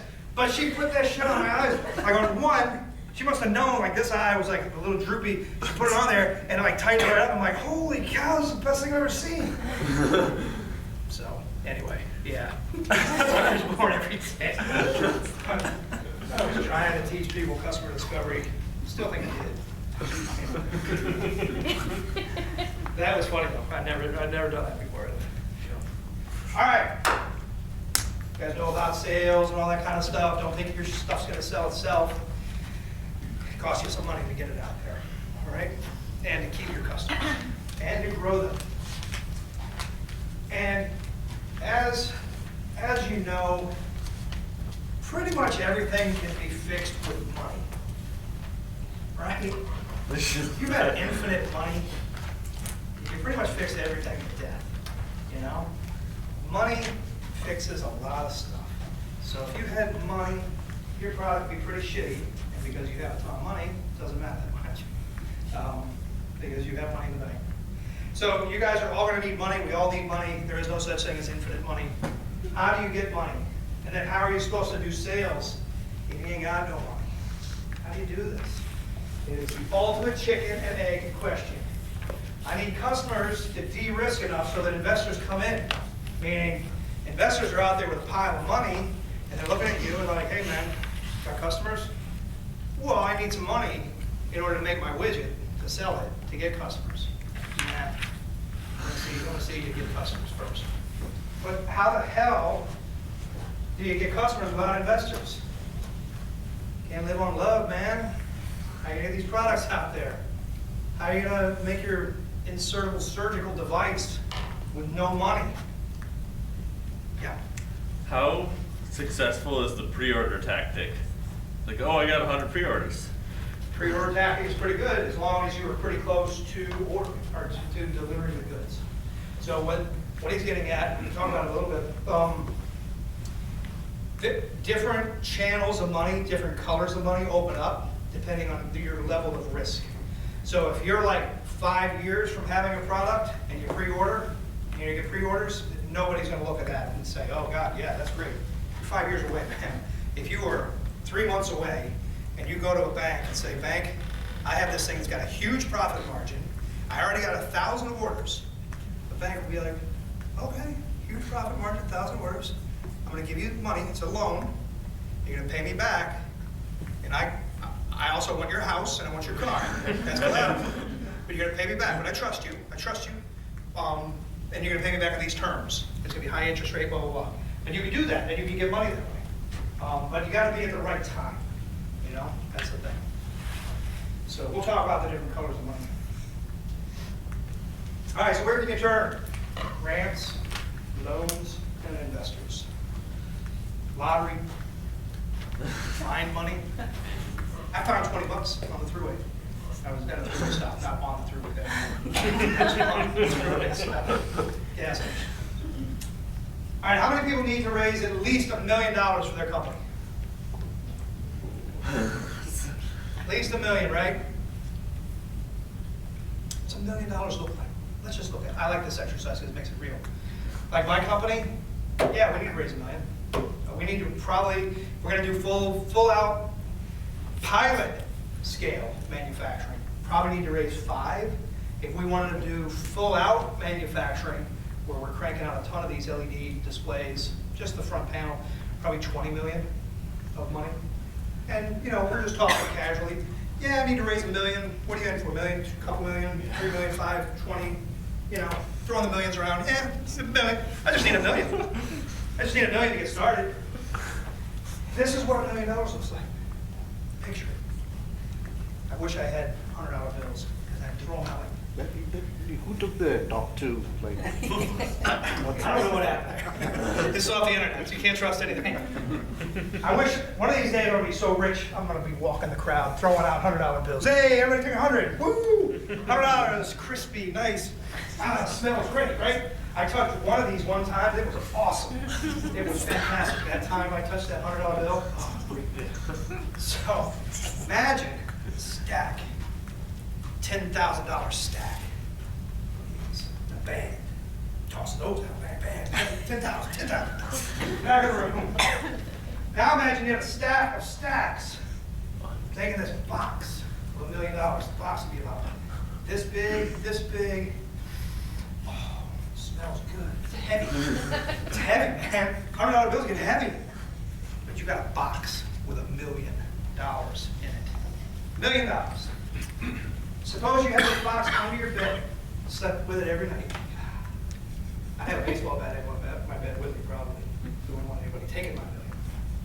Imagine a $1 million box of $1 million under your bed.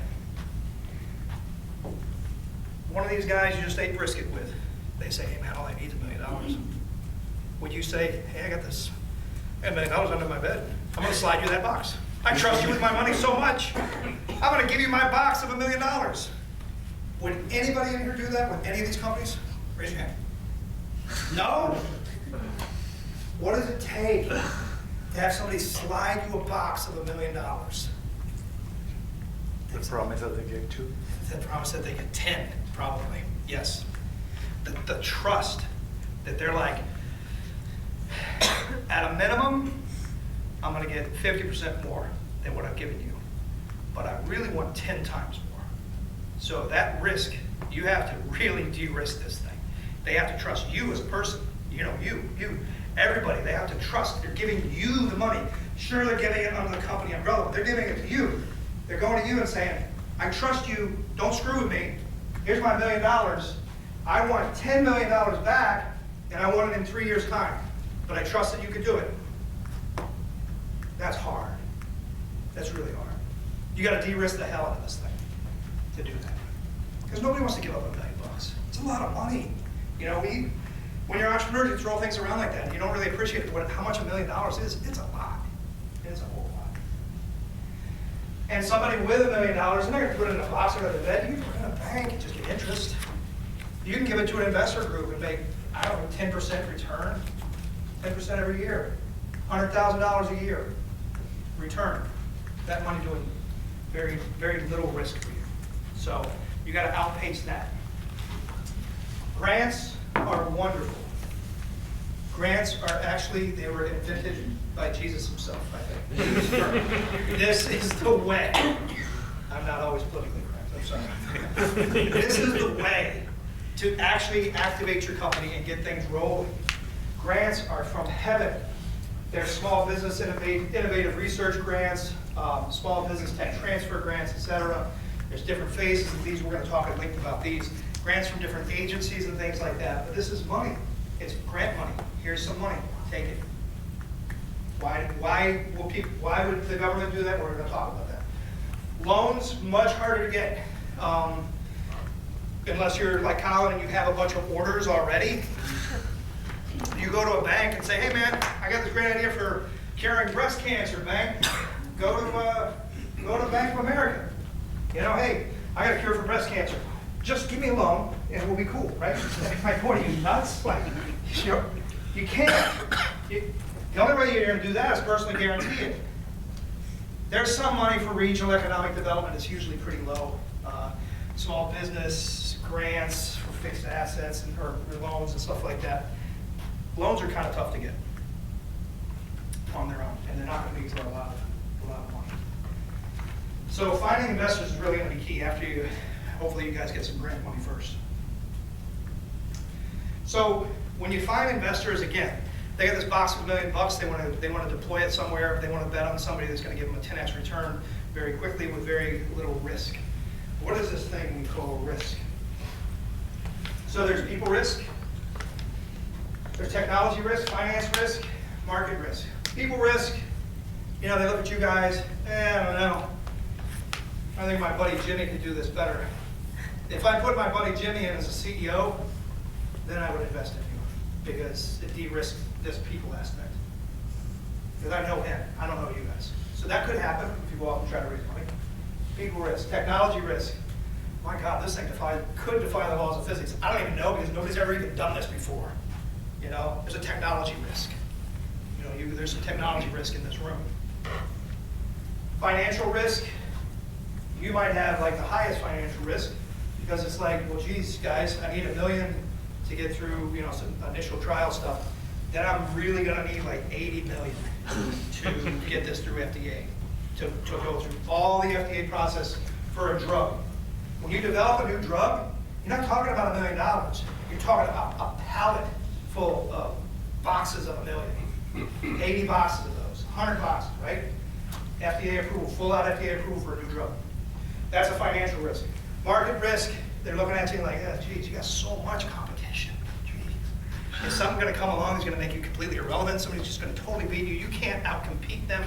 All these kind of things. Those are the different risks. There's actually more than that. A bank is right here. That's how much risk they're willing to tolerate.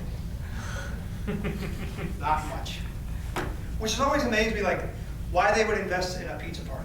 Like, if you're going to open a pizza parlor, they'll be like, okay, I'll give you money. But if you think about it, it's like, I'm giving you a loan.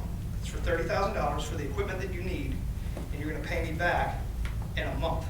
I trust you. Buy this equipment for $30,000. I own it until you pay me back, and I own probably your house too. But I'll give you this loan. You go start making pizzas and start paying me back in a month's time. Maybe you can negotiate 2 months, 3 months. That's it. You're going to start paying me back. If you can't service the loan, if you can't pay them back, they're going to get their money back. So it's still very low risk for them, even though a pizza parlor is a pretty high risk thing. So, but they have so many strings attached to that money, they can get it right back. Venture capital threshold. It used to be venture capitalists were, oh, I want to invest in some crazy stuff. No, not anymore. They don't want much of a risk. Even angels. So angel networks, angels we'll talk about, they're different than venture capitalists, they're more local and things. They still have a very, very tight tolerance over the risk of things. Friends, families, and fools. Every person in this room, I will guarantee, you can go raise money from somebody. I guarantee it. Maybe friends, maybe family, or they're going to be fools. You know? Until you de-risk this sucker. But you guys all have the ability to go do that. Economic development and stuff like that, there's not a ton of money out there, but then they're important to you. So, NSF, SBIRs, and STTRs. These guys are crazy. National Science Foundation. They're used to investing in technology. It's going to be risky. In fact, their mantra is sort of like, it's got to be high risk, high reward for them to invest in. But they will give you grant money at a tolerance threshold, which is fantastic. Could defy the laws of physics at the end. They're like, yeah, thought it would work. Oh well. Hopefully they pay off. Yeah. You put that square kind of center, right? And Yeah. I don't know enough about SCGRs and SBIR yet, but any other kind of grant, that people risk. Yeah. It's not what they're already, right? So Yeah. what I'll about talk. Yeah, you're right. I mean, so people risk and even technology risk and market risk, it can move around with the SBIRs, STTRs, and I'll do that in the tips section. So I have a little section on tips for writing a better proposal, and I think that should answer your questions. Your job is to force it down there where you're reducing the risk over time. You're de-risking the sucker. This is what this class is all about. You know, we talk about all this value proposition and canvas and all this shit. It's about de-risking what you have. You came in here with a technology or an idea, we're trying to put you through your paces to say, damn, I know exactly who my target customer is and the value they bring. That simple act de-risked your technology, your investment thesis. Okay, friends and family money out there, a lot of it. Angel investors, pretty good money. Venture capitalists, and even customers. Banks will typically laugh you out of the room if you go to them, so I don't even really include them on here. But here's the different colors of money. But here's some reasons why investors will ignore you. You're not a leader, your team sucks, no traction with customers, unproven business model, lots and lots and lots and lots of reasons. Many are personal about you. You're uncoachable. You have no domain expertise. How'd you like to have somebody say, you have no domain expertise? Like, dude, I've been in this LED business for a while. No. Uncoachable. Your team sucks. You're not really a leader. Ouch. Clint, just Yeah. as there's a difference between a bank lending to your business and bank lending to you. Oh, yeah. So like, they may not lend to your business because your business has no cash flows or Right. assets. Right. Those are all to you. Yeah. You're right. So many times personal loans Personal is loans. Right. from the direction from which banks come. That's true. So everybody understand that. So you can go out and get a personal, just like you guys can go buy a car. So you can go buy a car. You can also go to the bank and get a personal loan and fund this thing. And a lot of people do that. So talking about like a loan to your company, it's going to be a lot more unproven than you are as a citizen. Friends and family money. Like I said, there's a lot of money out there for startups. People, this is a common way to get cash. $60 billion transferred hands just two years ago when I collected this data.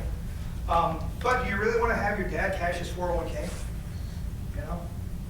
You want to take grandma's $10,000 investment that she was going to spend on a trip of a lifetime with her friend from the church knitting group. You're going to take that $10,000 because you could use it for more better things, Grandma. I'm going to use it. Don't you worry, I'll give you your money back. Uncle Joe, he got lucky at the track. He's got some cash. Going to give you some cash. You know, here you go. Does Uncle Joe really understand? It may take you 5 years to pay him back. You may say it to him. You may use the word, Uncle Joe, it will take me 5 years to pay you back. Next year he's at the track, he's losing. He's like, what the hell, dude? Give me my money back, man. When is it going to happen? Dude, I told you it's 5 years. Like, no, I want it now. Friends and family, gotta watch out. Look at these pictures. These are pictures of real people that just gave money in friends and family rounds. They didn't show that. All right, I got it off the internet. I don't know if it's true. But they're sad. These are the people's lives you're affecting. Thanksgiving dinner is not going to be the same. They might not even pass the mashed potatoes to you. You're like, no, you're not going to get anything. You owe Grandma $10,000. You're pissing me off. So you got to think long and hard. The other thing you got to think long and hard about is oftentimes these people in friends and family rounds are unqualified investors. So there were some laws that came about in the 30s about being a qualified investor. If you have a lot of unqualified investors, moms and pops and friends and family and things like that, you look like a public company. That can't happen. So you can't just sell stock to people. They have to be qualified investors. Your follow-up investors will sort of laugh at you if you have grandma's money. Like, I'm a shareholder with your grandma. I'm sure she's very nice, but I don't want to be a shareholder. Like, that is such a rookie mistake. Like, it's going to reduce your company's value going forward because it looks like you're kind of running this without a lot of forethought. And if you lose your money, you know, your grandma, it's going to be really terrible because it's gut-wrenching because it's your family. So, you know. Angel investors, there's a couple different things about angels. Sometimes they act as individual, and what an angel investor used to be was an individual investor that had done well. They had some cash. They want to see the local economy succeed. And, you know, you get a personal relationship with them, you're like, you know what, I might invest in that. That sounds pretty good. Anymore, a lot of angels don't work as individuals. They work as an angel group or a syndicate. So again, it's just a bunch. It's a collection of people that have done well. And they're like, yeah, you know what? I love this whole Albany area. I want to see companies succeed. They're going to be way more likely to fund you guys than a venture capitalist would right now. But they have a fixed process. It's investing from a fund. They look and smell a lot like a venture capitalist at this point. India is our example locally. So this is the Eastern New York Angels. They're right here in town. They invest in companies. Typically don't invest in apps. They typically invest $250,000 in convertible debt. So they're not going to give you money for equity for a piece of your company. They're going to give you $250,000 as a loan that then you can pay back when you raise your next round. So suppose you raise the next round, then they get to actually convert that $250,000 into stock at a much reduced rate than what the new buyer is coming in at. A new buyer looks at this and like, damn, these guys are getting a better deal than me. So I'm bringing you guys $3 million at a $3 million company valuation. These guys get to convert $250,000 at a $1 million valuation. That doesn't seem fair to me. So there could be some negotiating later. So this sometimes is a detriment going forward. It's always a detriment with the National Science Foundation because then you have debt on your books. As we'll get to, National Science Foundation, NIH, all these government agencies, entities, they want to see you succeed. They want to give you money so that you can succeed. But they want you to be commercially successful, commercially viable. If you have a lot of debt on your books, they're like, damn, how are you going to pay this debt? Even convertible debt looks like debt because it's got debt right in the name. And it is debt. So NSF doesn't like to give you money if you have debt. Just a debt. These guys typically want a board seat, some sort of advisory role, help you out in your company, etc. Very approachable, very nice guys. They do invest in local companies. Not a bad place to go. But you gotta, with every one of these deals, you gotta ask yourself, Is the money worth it? You know, and let's be honest, like, you know, Bill Gates, you know, success is really a lousy teacher. That's why I'm so smart, because I've done nothing but fail. It's been great. I feel so fortunate that I've never had success. So, but you don't learn a ton by your successes. You learn a lot more by your failures. Yeah. So if you've been successful in business, you might have just gotten lucky. You know, repackaging the 55-gallon drums of chlorine into smaller bottles and diluting them and selling them to all of the pool companies, but yet you made $3 million.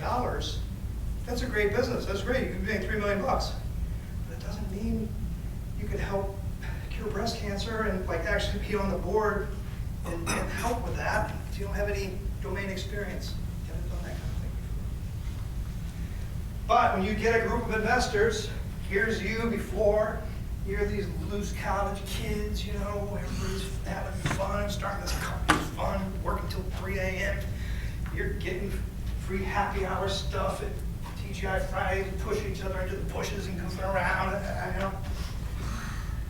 Once you get investors, that kind of stuff stops. These guys are like, we have money, we call the shots. You take your first dollar of investment, your fiduciary responsibilities change. It's not just you and your buddies starting a company, it's a company that has shareholders with investors, with a board of directors that's overseeing what you're doing.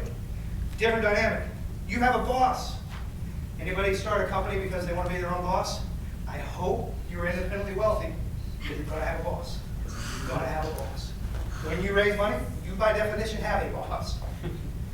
Decision-making process changes. It's not your company. It's the shareholder's company. You happen to be a shareholder in the company, but you're not the owner of the company. And your ideas are not always aligned with your investor's idea. What's the investor doing? They slid you that box of $1 million. They want to see it come back tenfold in 3 years' time, 5 years' time, something like that. You might be like, my God, I love running this company. This is a fantastic thing. I want to run this the rest of my life. They might be like, oh, hell no. We're orthogonal in our thoughts. We're not going to let that happen. You got to sell this sucker in 3 years. Venture capital money, harder to get than friends and family. Harder to get than angel money. It's the next level. Institutional investors, they typically are going to have focus areas. So you don't go to a venture capitalist, you know, for you know, Bitcoin type stuff, cryptocurrency, who specializes in bioreagents. You know, they'll laugh at you like, what the hell are you doing here? So you got to understand who they are and what they do, and they're all going to have specialties. They have a formal vetting process, a tried and true. They typically like to see products with revenue, with, you know, customers, because that has de-risked it. They may have some very useful contacts, and they will be able to help you raise the next round of money if you need it. Little sidebar here, especially for the bio groups in the area. There's sometimes what I like to call a dream team scenario. So sometimes companies will be synthesized out of intellectual property at universities. So suppose Harvard and MIT have a crap ton of patents in one area with a couple of big name inventors. A high level venture capitalist might look at that and say, damn, let's take all that IP, let's stitch it together. Let's put our CEO and our CTO in the company, and we will make it, and we'll give it $60 million. So don't be jealous if you hear, oh, spin out of MIT or Harvard just raised $60 billion or $60 million on their initial round of funding. That used to kill me. I'm like, how the hell? It's a synthesized company. It was not founders sitting around eating pizza. People saw good technology, they put money on it and a team around it, reduced the risk as much as they could, and said, let's go. You guys have all done this before, let's do it again for this technology. Okay, hopefully you guys have the pleasure of speaking to a venture capitalist. I hope everybody has this pleasure. And when you do, prepare to be absolutely humiliated, because that is what they do. It's part of their process. I might have said this in here before, but it's like buying a house. You go look at a house, you may be freaking out like, my God, this is everything I've ever wanted. Do you tell that to the homeowner that's sitting right there?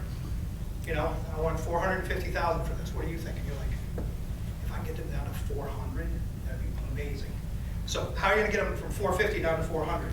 by saying, are those shingles new? I love this carpet.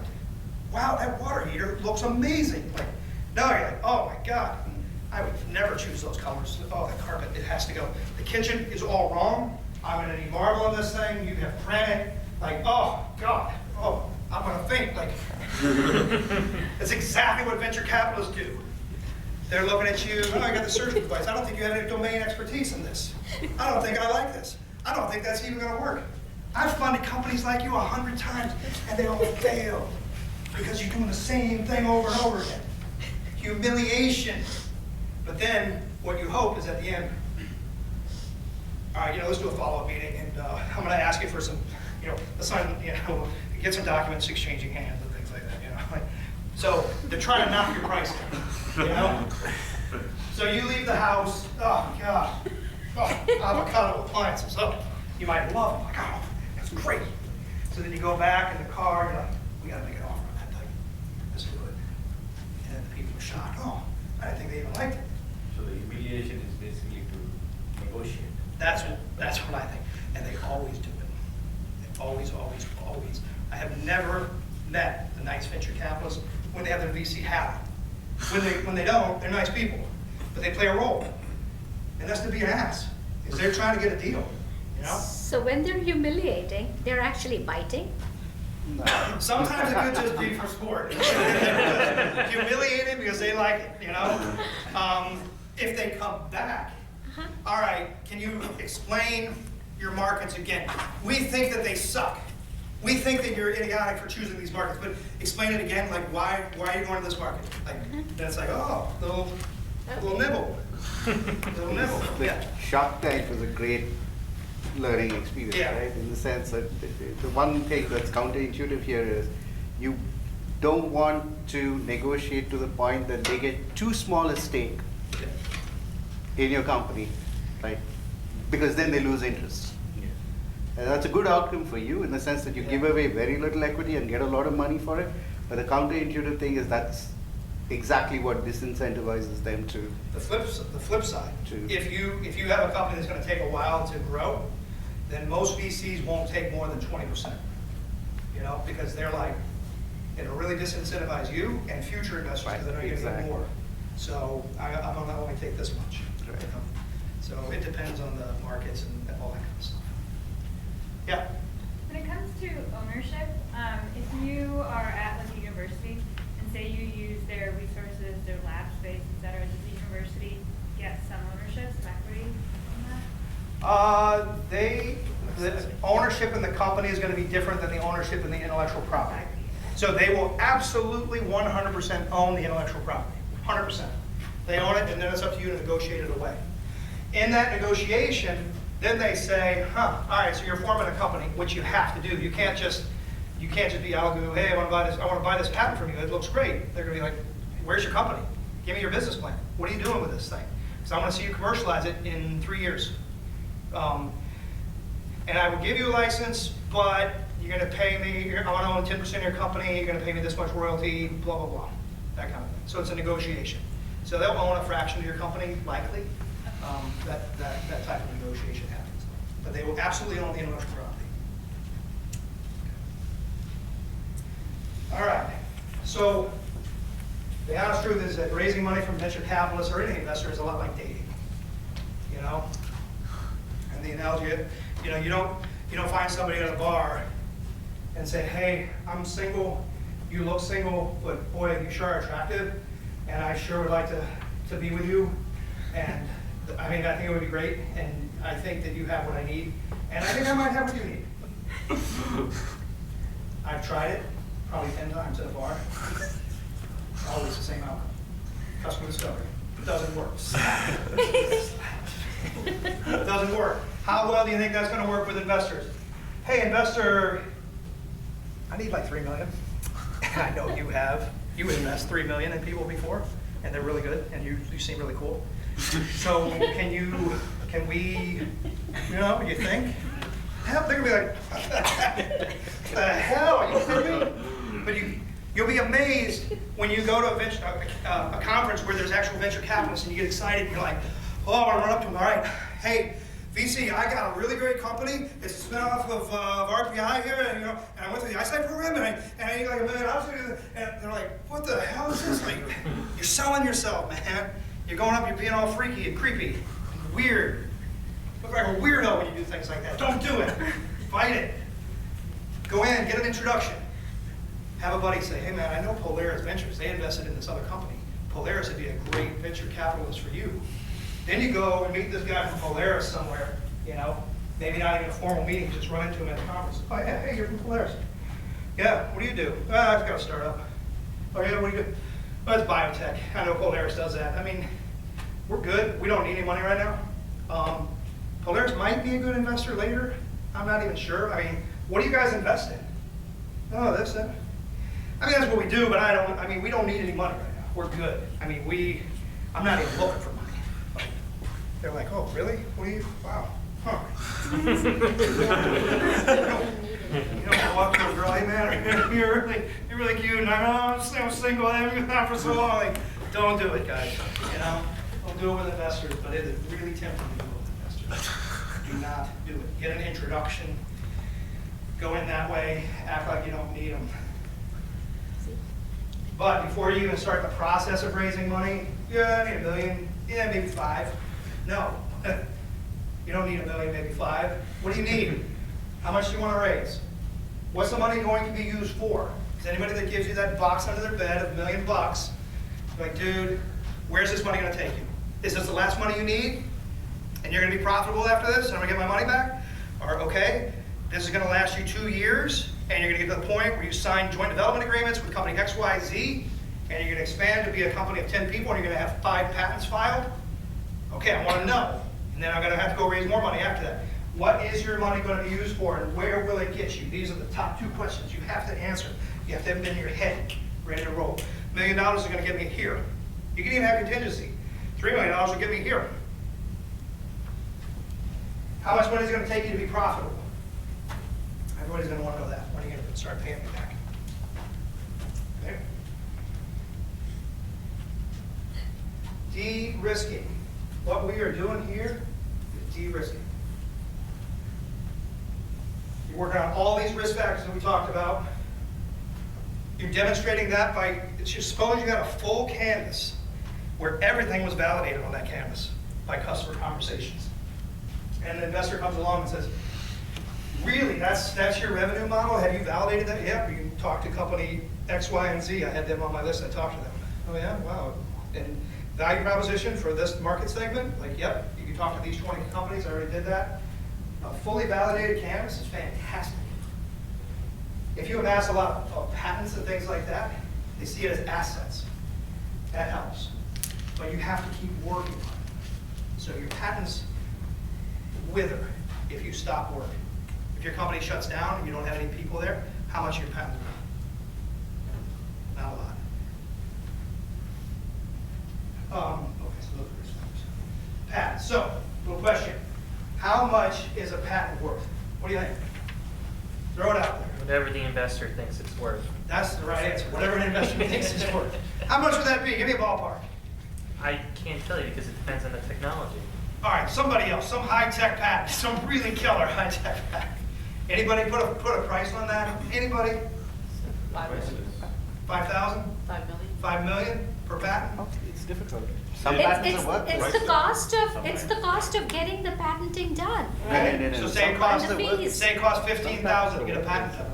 So you guys would say the minimum price for a patent should be 15K to get your money back. Some are absolutely worthless and some are worth a lot. You guys are tough. I just happen to have a patent right here. Who wants it? What is it? How much? LED?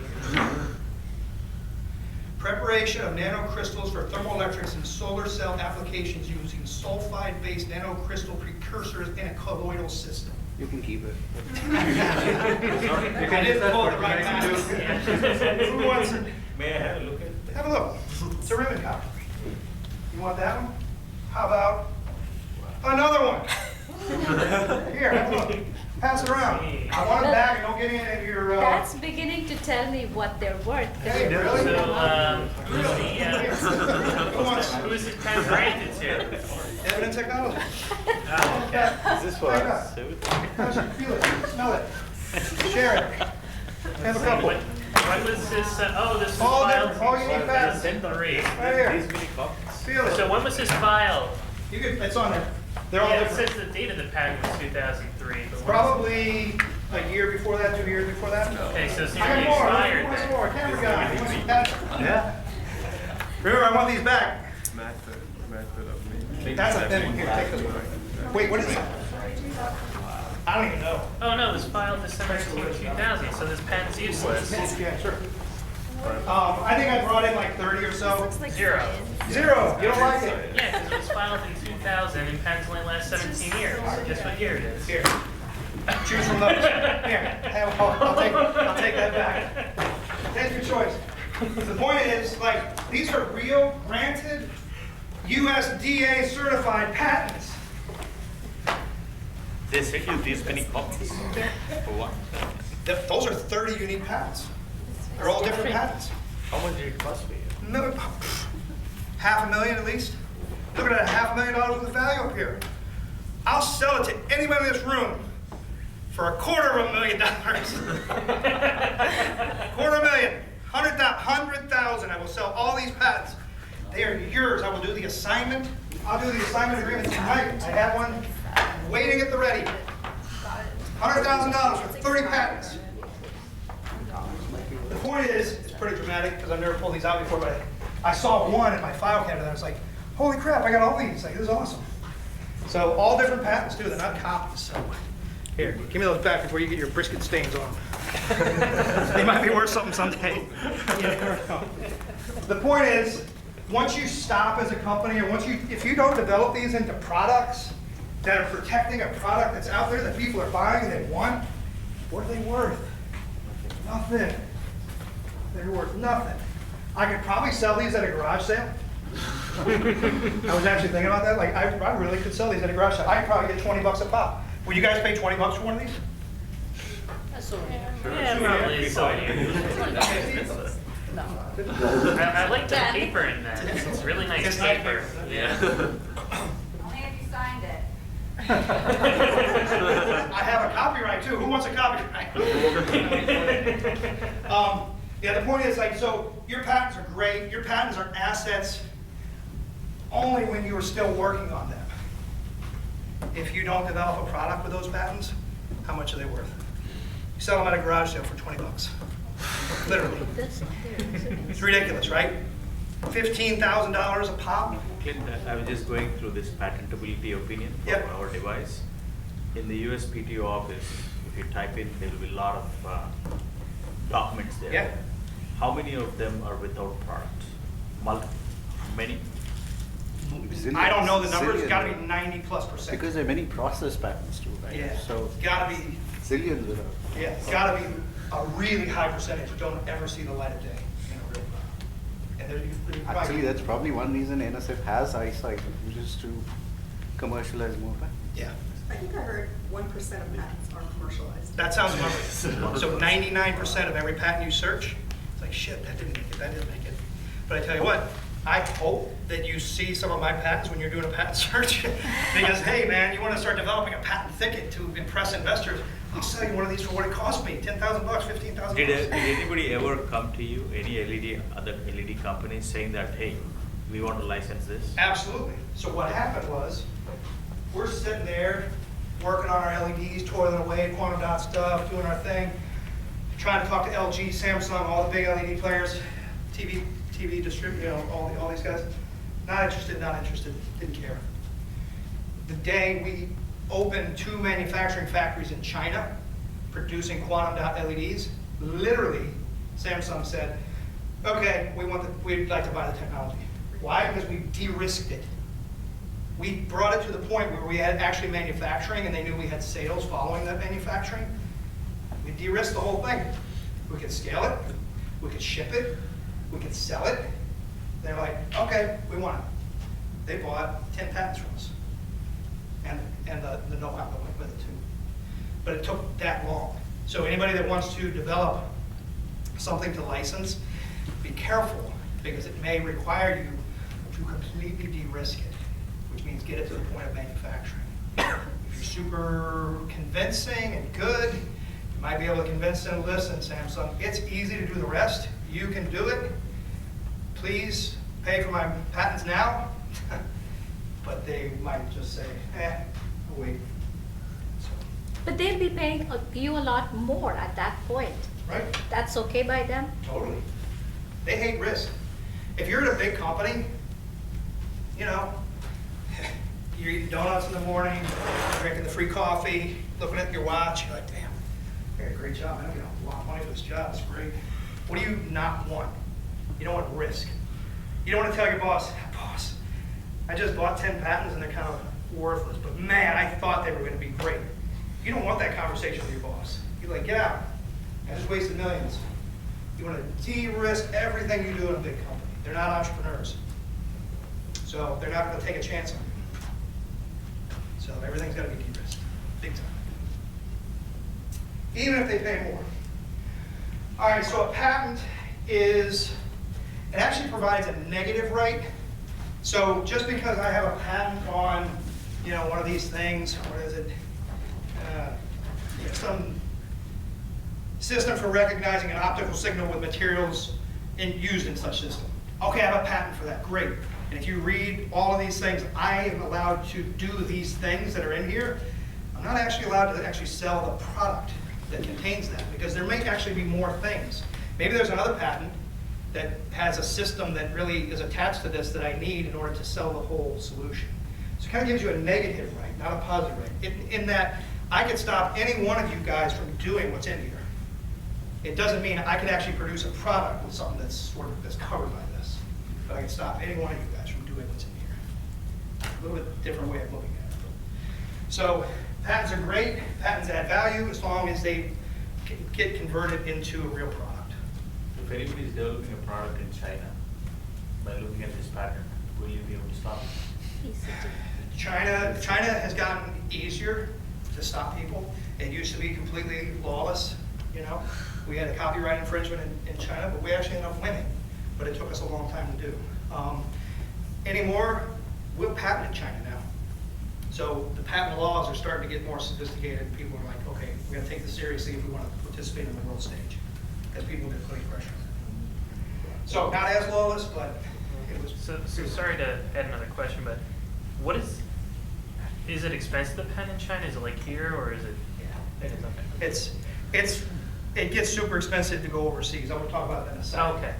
Oh, okay. So a full-out patent, like you see here, these are the ones that have gone through the system, and we had double this. I mean, we chose to not convert some of these, because the way we used to do it was you write a provisional patent first, which is it gives you sort of a year to get your stuff together.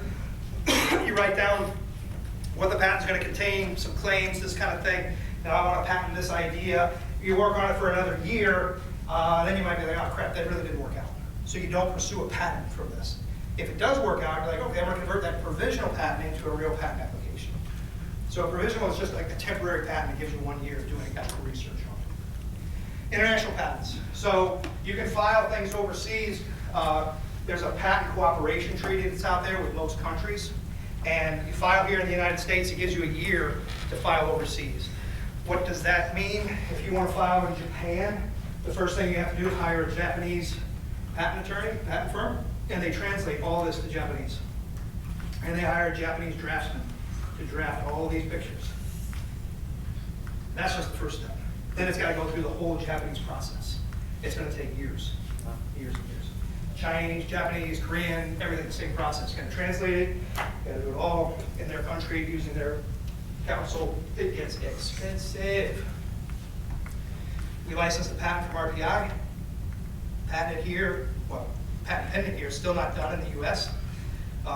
It's going overseas now. We just paid for Japan and China, and there's more to come. I want to say all in so far we spent $45,000, $50,000 on this patent, and it's still not issued in any country. So. This is how many years total process? 3.5. It's expensive. All right. You ever hear technology readiness level? The military likes to use this a lot, TRL. It just shows how mature your technology is ready to be deployed and ready to roll out. You also have an investment readiness level. So level 1 is you got your first pass of the canvas. So a few weeks ago when you guys first started, you guessed all the stuff that was on your canvas, everything was a guess. You were at the lowest level of readiness. You're not that ready. As you validate, you're validating the right side, the product market fit, et cetera, validate all the metrics that matter in the canvas, you're getting to the point where you're ready for an investment. There's different levels. Different investors have different tolerance for this, but it's all about de-risking. Okay, only you can reduce these risk factors, and that is why we are here. We're here to help point out what these risk factors are and to give you some tools. We can't fix this shit. You guys know more than anybody in the room about your particular product, technology, et cetera, and what risks are the biggest risk and what needs to be reduced. So programs like this are here to help you. And we're also here to point out this is, if you take away nothing out of this class, take away the fact that you should not be doing this in your lab alone. You're not going to de-risk shit if you're in your lab alone. You're only going to de-risk if you go get out and talk to real customers. Find out who that real person is paying you money. That's how you de-risk this thing. Find out that they actually want it. That's de-risking. We can't do that. You guys got to do that. But you have additional help with a whole ecosystem. Look at that. Isn't that a peaceful picture? You got a whole ecosystem of support out there. Ecosystem for entrepreneurs. I put the number 4 there too, just for Esther. So we have 4 entrepreneurs. So the ecosystem for entrepreneurs is a pretty important thing. Actually, your campus that you're associated with, they have IP office, Office of Tech Transfer, Office of Tech Commercialization, et cetera. They're going to have resources there that you can tap into. Any sort of entrepreneurial center, the business schools, entrepreneurial clubs, et cetera. There's going to be lots of things around any campus that will help you with your entrepreneurial journey. Here at RPI, I'll just talk about us for a little while. We have sort of a staged process. I actually teach out of the Valley School of Business, so I am a business professor teaching entrepreneurship. We have Esther in the house here. She's in charge of the EVE, Emerging Ventures Ecosystem. Next level of maturity is where you spin out from some student-based idea into something that becomes real, an actual business. Grow the business big enough, you go over to the RPI Tech Park, the Rensselaer Tech Park. So that's sort of our process. Every university has a different process. Okay? Tap into it, get to know it. We have programs on campus. I won't bore you guys with a lot of these, but just say we have different levels that you can get interested in, from people that have a great idea, they've already thought about it a lot, or people that are just like, hey man, I think I'm entrepreneurial. I'm going to study something cool. Great, come to us. Capital District has a lot of programs. Albany's got the Center for Economic Growth, SUNY Albany, SUNY Poly. Each of these has their own whole economic development and entrepreneurial development efforts. Schenectady with BizLabs, Urban Co-works. Go over there and start exploring these places. Troy, we got Center of Gravity, Ignite U. Bruce was here before. Innovation Garage, RPI, of course, et cetera. And Innovate 518, it's another sort of regional program that does a lot of regional outreach and stuff like that. Hopefully you guys hear these terms. They become familiar, etc. Okay, that's quick. Well, not so quick. Maybe quick. Talk about grants. I'll try to be painless, okay? Grants. Grants are great money. The federal government gives out over $150 billion in research annually. Not a million, not the box of a million. This is pallets of boxes. This is what $1 billion looks like. Little tiny $100 bills there. Lots and lots and lots. Shiny, new, funded technology comes out of these billions. Brand new stuff. What's the government want to do with this? Just develop science just because it's cool? No. They like to see you have a commercialization attempt. You try to make something out of this technology. But what happens? Failure. Why does failure happen? What are some of the biggest reasons why new companies fail? Anybody? No customers. No customers.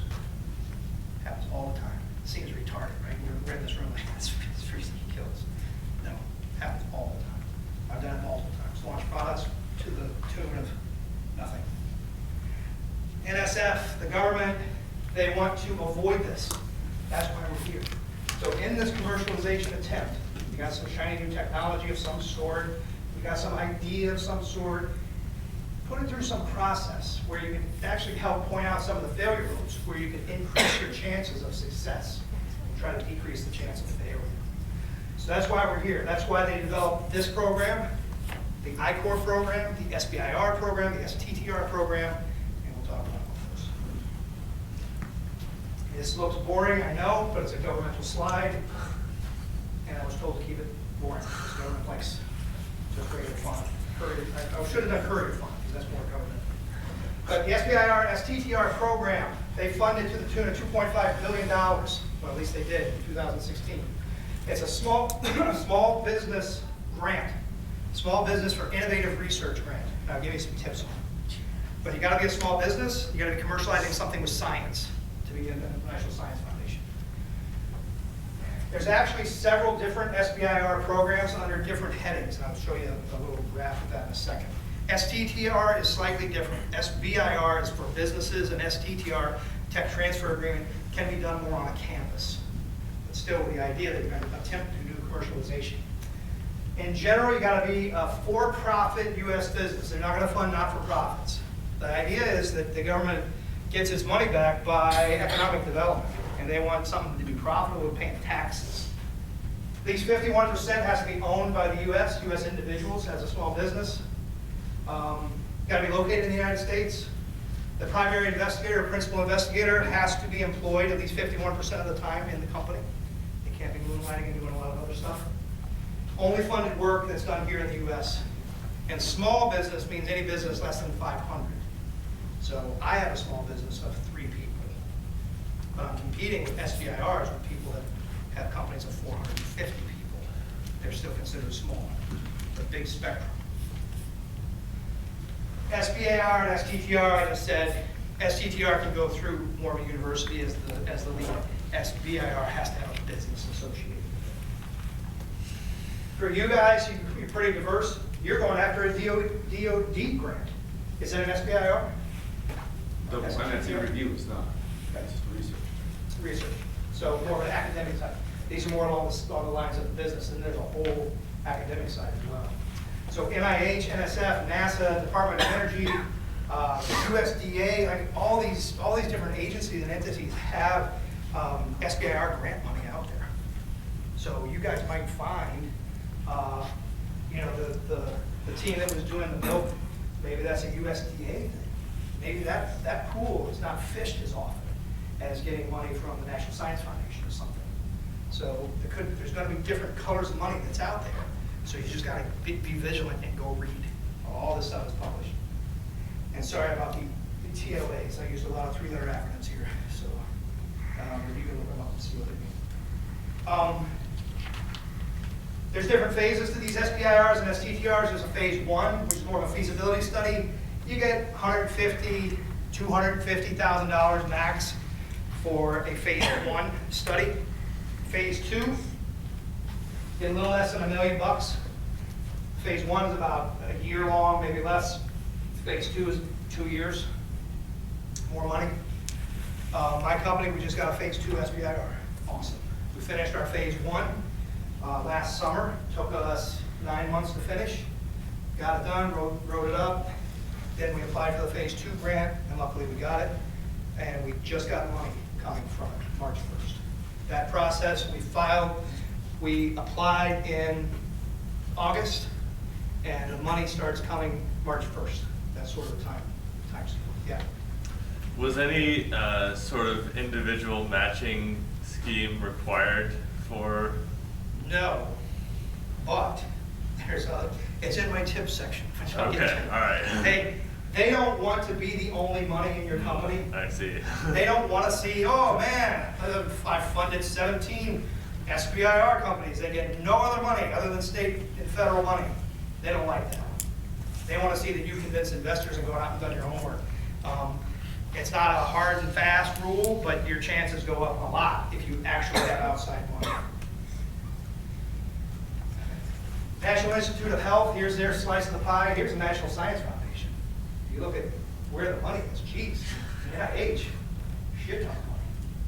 Department of Energy, a lot of money. CIA, those kind of things. Don't be afraid to jump ship. I mean, we're here for NSF, and we'll try to coach you to get into the NSF and all that, but we'll try to coach you into the NIH and stuff like that too. We just want to see you guys succeed and go get some cabbage. We use this company called IntelliSpark. They're out of Ithaca, New York. I highly recommend them. They're a consulting firm, and they will increase your chances of getting a SBIR grant, especially the phase 2.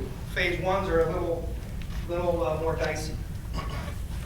But there's different things. There's different levels. For example, here's like NIH Challenge Grant. They got 24,000 applicants for 200 awards.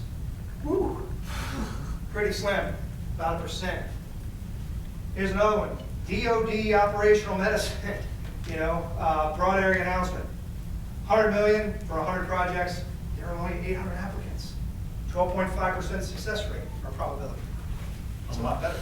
We had a lecture from Amala Consulting. Amala, They yeah. also help out with SBI. Amala would be good too. So, yeah, I mean, Phase 1 and phase 2. Yeah, I used IntelliSpark. Amala would be great too. So they're all Just on that note, actually, Amala has a contract with the Small Business Development Center, the SBDC out of New Albany, for the region. It's a regional service that they've partnered to try to increase the number of SBIRs awarded. That's awesome. And so they will, if you qualify, they will help you prepare and review your SBIR proposal for free. Yep, that's great. Really important, guys. Like, don't go it alone. If you can get some help, especially free help, holy cow. Yeah. Wear a SUNY hat and act like you're from SUNY. You don't have to be. You don't have, okay, great. Yeah, no, forget that. it's for the region. I can send I'll send. Yeah, send me the contact stuff and I'll send it out to everybody. This was a funny slide that I found. So importance of commercialization for NSF. That's why we're here. We're beating the commercialization drum. They're drinking the Kool-Aid of commercialization. That's what they want to see. These other ones, even like NSF or NIH and stuff, yeah, they care about commercialization, but not to the extent. They're a little behind NSF. They were an early adopter in this whole focus on commercialization. NSF is the most friendly for startups. 92% of the awards have 10 or fewer employees. That's a small company. 92% of their money goes to those kind of small companies. Many don't have any experience raising grant money, so it's their first ever grant. Great. Company age 78% are less than 5 years old. So young, small companies that have not done this stuff before, you got a better shot with NSF. The NSF track looks like this. So you are here in the I-Core Sites program. That's a feeder for this thing called the National Program or the I-Core Team Program. They're both the same thing. Bigger money, you get 50K. 8-week program I'll talk about. They run it like VCs would run it, on purpose. Remember how I said what a VC is like? Not friendly. Kelly and I we can give tough love every once in a while, but we're really here like, oh, come on, let's go do this together. Come on, guys, let's go. You get into the national program, they were like, you're out. You didn't do what I said. I was a mentor for a national team. They have these weekly phone calls. They last for like 3 hours. You have to be on the phone call to hear every single team do their pitch. Every team. It's like, screw this, man, I'm driving home. Hung up. Got a call. Mr. Ballinger, why are you not on the phone? You need to be logged into your computer on the Skype, blah, blah, blah. Oh, shit, really? You are going to be kicked out of the program if you're not back on in 15 minutes. Like, found a Panera, went in there. Free Wi-Fi logged in. I'm here. They are badass, serious mofos. You've got to be on it. They're giving you $50,000. You got to be on it. So that's the secondary step, and it's doing more of the same, only on steroids of what we're doing here. And then finally, the SBIR's TTR program, that's when you get into even bigger money, all right? All with the idea of taking your technology and making sure you can make something out of it. The TEAMS program, it's a complete course. It lasts 7 weeks, $50,000 of funding for customer discovery work. There's a little bit of slop. You could use it for funding a postdoc or something like that, a little bit, but they want it to be for trips and travel. Nobody ever spends the entire $50,000, because in a 7-week program, how much would it take you to spend $50,000 on travel?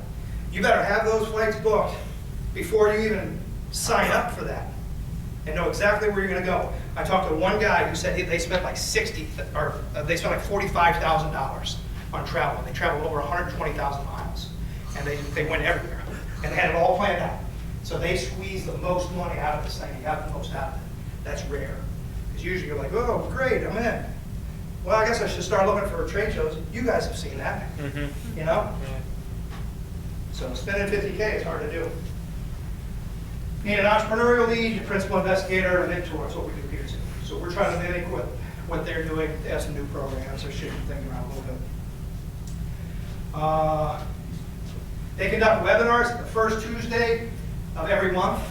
I would say, even if you're just thinking about it, check it out. If you can't get on the first Tuesday, they have them videoed so you can look back. So just Google NSF iCore and you'll find a shit ton of information. Before you apply, please come talk to us. Please come talk to us. Because Kelly and I have been through this before.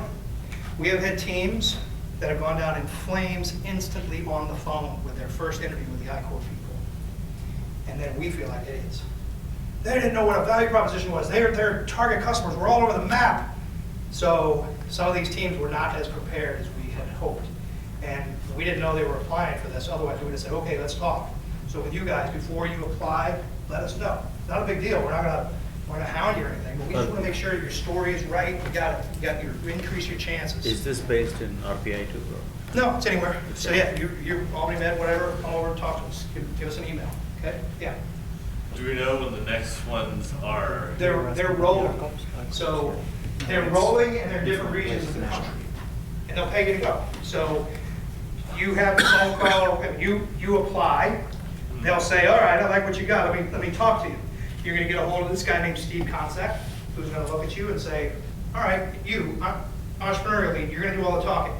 So, how do you validate that these are your target customers? What is your value proposition for this? How are you gonna reach these customers? Blah, blah, blah. How much money are you gonna need? Like, and you better have some answers. You don't have to have all the answers, because that's what the program's all about, but you better be pretty conversant in business and the business of customer discovery. Otherwise, like, okay, dude, you have nothing. I don't think you're gonna ever get product market fit. Well, yeah, because I already validated it by this, and this. If you can say those kind of things, great. Remember, they're gonna treat you like VCs will treat you. Try to throw your resume in the dump, you know. So they want to make sure that they're getting 50,000 to the right person, right group. Okay, yeah.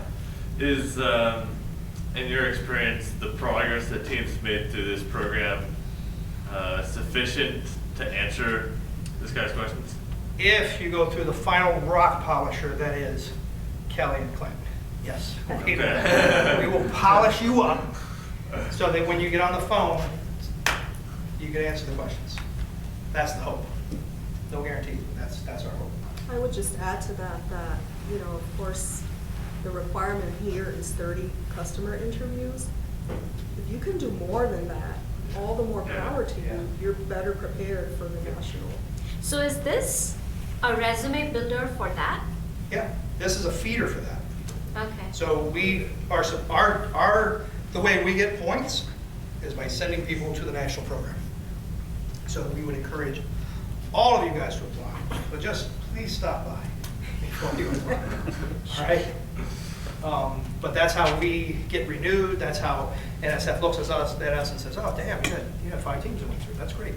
Okay, at this stage, you don't need to have like outside funding, right? I mean, obviously. Not at this phase, you don't need outside funding, but if we get to the SBIR phase, you do. Is this mandatory for SBIR? This is not mandatory for the SBIR, but it greatly increases your chances. Just by you going through this, toot our own horns here, will greatly increase your chances of an SBIR. Because my hunch is, if you remember yourself when you came in day one, you talk in a little bit different language than you are right now. You're talking more target customer, my market segments, who's actually the payer.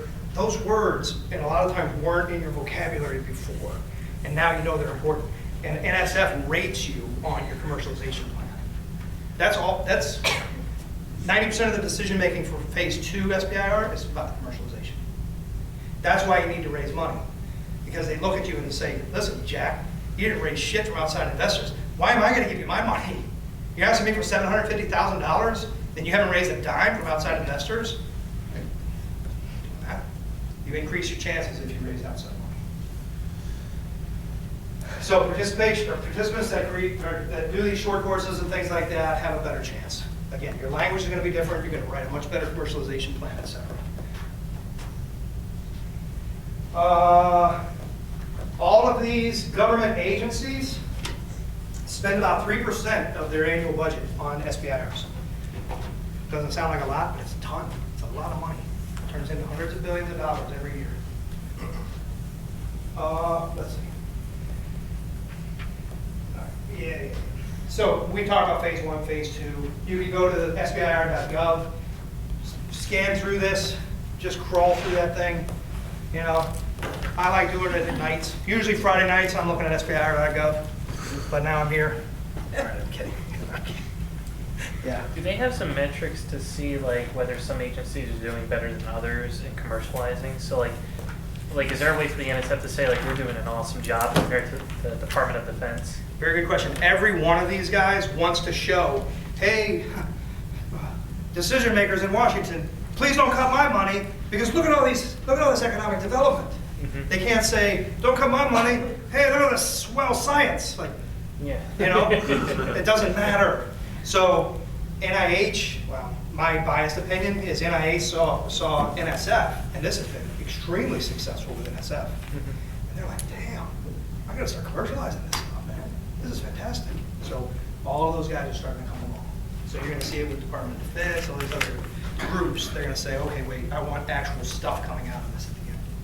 Okay. So there is a way to say like the NSF's focus metrics. Is like awesome. We are part of their metric collection system. Okay. They're like, all right, RPI node, you know, how many companies formed during your thing? How many people are employed at these companies? How much money have they raised? So they'll check with us, you know. So when you guys give us your feedback, I don't mind if you lie. Because it's on you, okay? It's on you. You're being taken. Oh, jeez. I can't believe Jason Karusevich, said all these crazy things. Just all right, tips. You need to raise additional money from investors to increase your chances because they don't want to just give you their box of money. Say, yeah, go nuts. Here you go. They want to say, wait a minute, am I sharing this risk with somebody? Have you gone out and actually talked to some other people that were going to give you money? Raise money from people. Increase your chances. Well, you just scared the snot out of us with VCs and angels. That's why you guys get a little tough love from Kelly and I every once in a while. We toughen you up, man. So you got to just suck it up and get out there and start talking to those VCs. Be proud about it. Yeah, sure, you're going to get knocked down and humiliated. It's going to make you stronger. Talking is one thing, but you say that I have hours for money, and that gives away my equity, you know? Oh, you better get used to that, pal. The work's got to be aligned with what the program manager's goals are. So there's a dude in Washington at all these agencies. It's like, great, I got this budget of SBIR money, and I really want to develop new laser systems to communicate around the country and increase internet speeds by a factor of 1,000. That's risky and crazy. So that's what NSF does. They want to do high risk, high reward type things. So you're not going to go to him with a new drug. He's not doing that. It's his program. So the program manager is going to have something in mind of what he wants to focus on. And that's what he's going to fund. And he wants his whole pool of companies to be successful. He's investing the NSF money in that. So he's going to check you out and make sure you're going to be successful because that's on him. That's how he gets his bonuses. Probably They want to invest in high risk, high reward, but not too risky. You know, it's still going to be high risk, but a high reward. It's got to be doable. Team has to have commercialization experience in technology. That will really increase your chances. You got some seasoned person on the team that's done this shit before. That's great. Again, it's about de-risking, even de-risking for the grant. Funding has to be tied to major milestones. You can't just say, hey, I really want this phase 1 for $225,000 because I want to do some more science. It's got to get you to a point. Where's that $225 going to go? Do you really need $3 million to get you to your first milestone? Because then they won't be interested. They got a pool of $225,000, something like that for the phase 1. Where's that going to get you? How much is it going to de-risk? Find high caliber partners in the industry that are like, I support this. Hey, National Science Foundation. I'm the CTO of Applied Materials Corporation making semiconductor equipment, and I support what Self-Array is doing. I think this is fantastic. Those are great letters. Great letters. Don't be afraid to subcontract with experts. You guys can't do it all. Suppose you subcontract with somebody.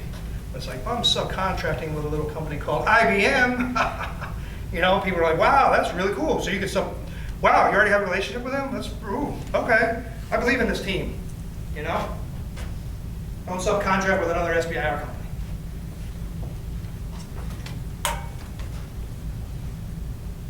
This is an investment, and when you write it, it should read like, this is an investment. Think about it like that. Like, it's not just to further the science, it's an investment.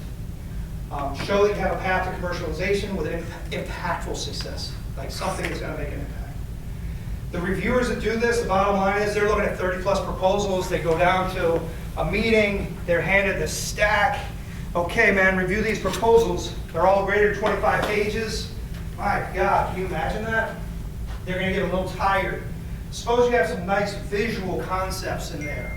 Suppose you could pass the skim test, where they're like, God, it's 1 a.m., I'm still reading these things. Wait, I understand this. Look at that picture. And read, skim, read, picture, read. Oh, I mean, damn. If you can do that, that's great. That's a well-written proposal. Compelling first page, too. What are they going to do if the first page is like all science, 100% science, no commercialization terms at all? What do they want to do with that document? Let me tell you.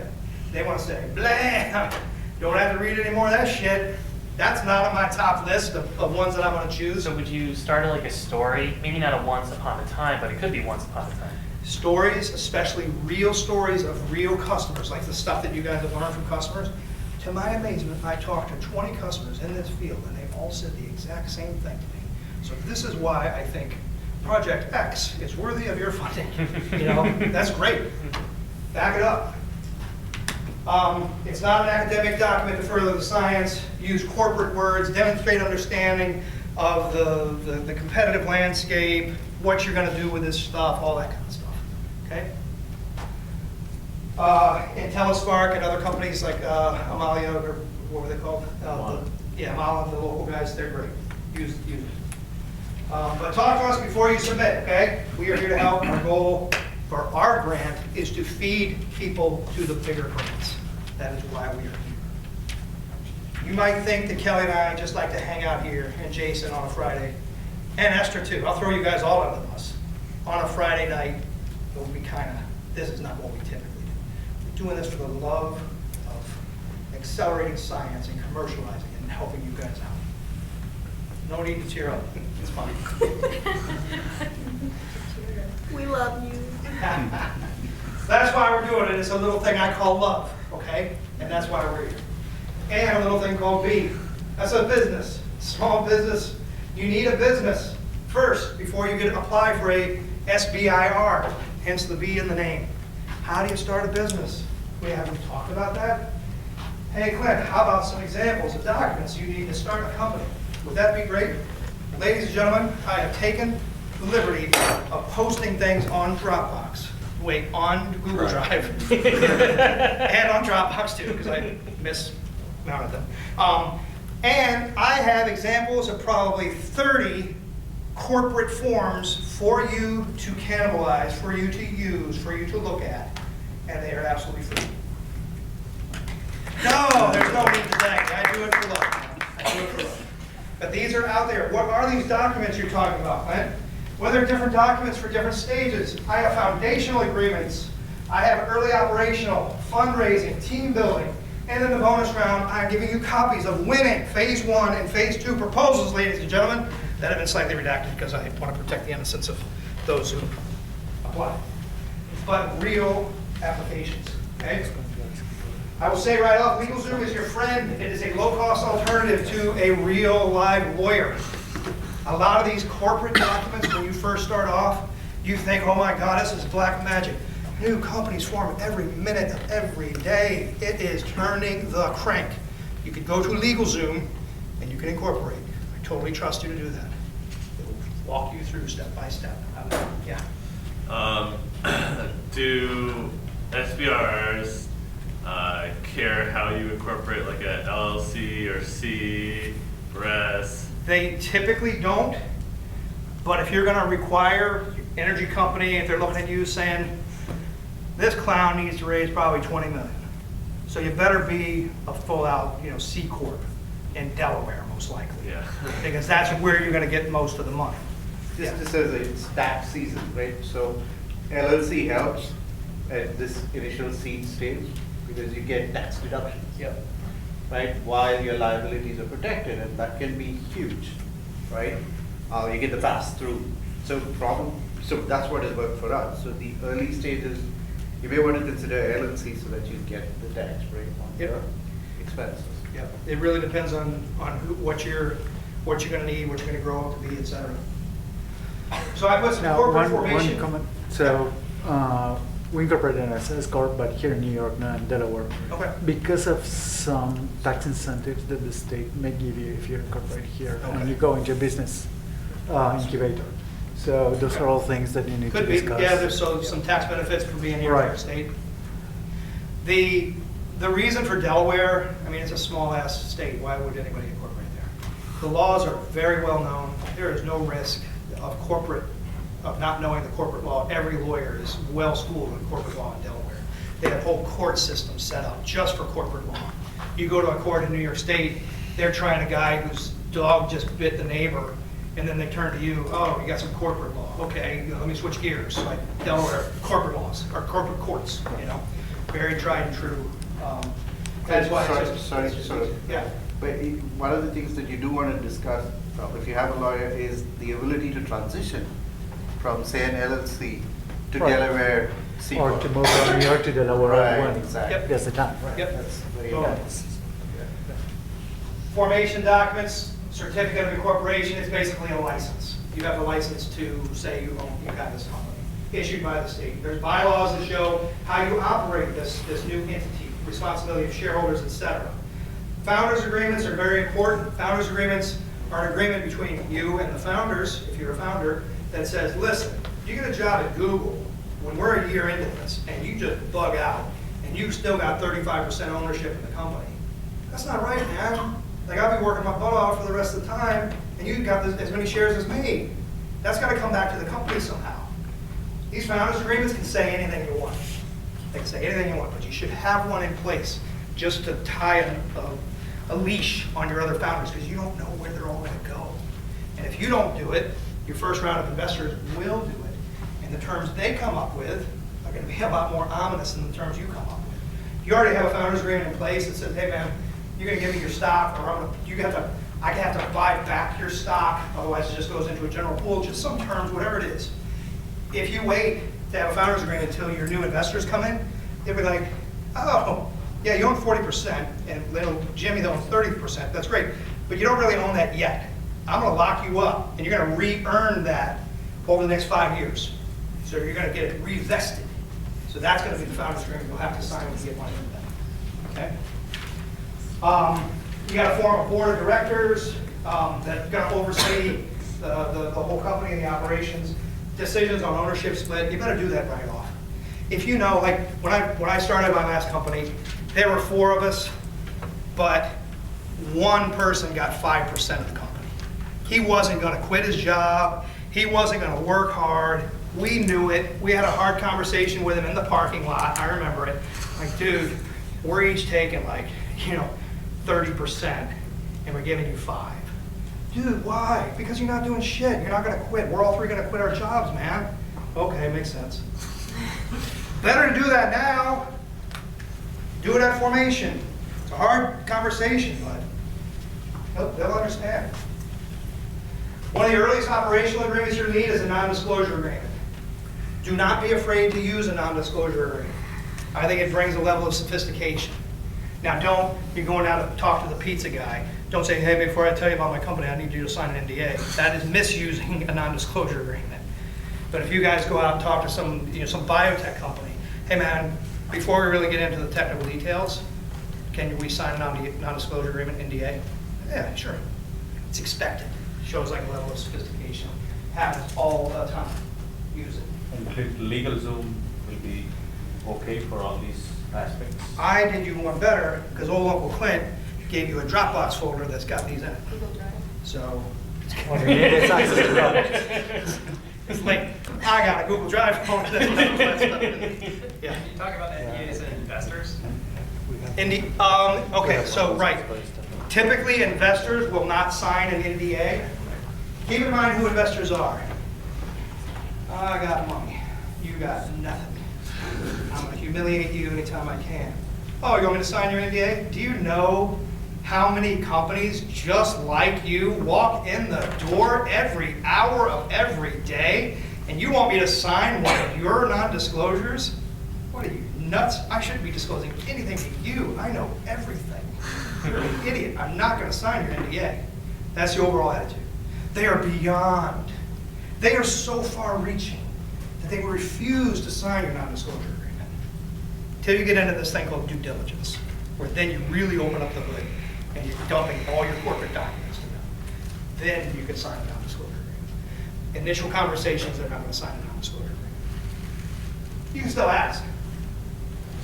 Fundraising, there's a thing called a term sheet, real high-level sheet that says, you give me X, I'll give you Y, it's going to take this long, you're going to get this board seat, you're going to get this, I'm going to get this, blah, blah, blah, term sheet. This term sheet gets converted into a set of documents that are in a 3-ring binder about this big, and it's going to take months to make. Let me tell you, what typically happens is that term sheet is going to have a little mission creep.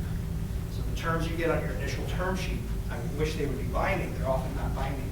They're going to shift a little bit, probably in favor of the investor as they go through. Just so you're aware. So the term sheet is usually not a binding agreement. It's going to tell what's in the terms of the final agreements that come out. There's going to be a due diligence checklist, and I got all these out there. I got a term sheet, I got a due diligence checklist out there. Due diligence is this process of them coming to you and saying, hey man, all right, I like what you're doing. I'm going to see if I trust you. Show me all your corporate documents.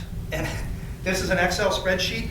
I think it's got 15 tabs, each tab with probably 30 different documents that they want. A lot of information. They want to see everything you've ever done. That's due diligence. Subscription agreement is a thing that you use when you finally come to terms with somebody. All right, man, handshake, we came to terms, you're going to invest in my company. You're going to give me $25,000, we're going to give you 3% of the company. Written in a subscription agreement that you sign and I signed. Okay. And that's a binding contract that says, regardless of a stock certificate that I'll give you, that's the binding agreement. Right? So then I'll give you a stock certificate after that. So a subscription agreement is how you sign people up to give you money. There's a thing called a capitalization table that just shows how the ownership is split up. I own 40%, he owns 20, blah, blah, blah, percentages. Capitalization table. Again, I got all these documents out there.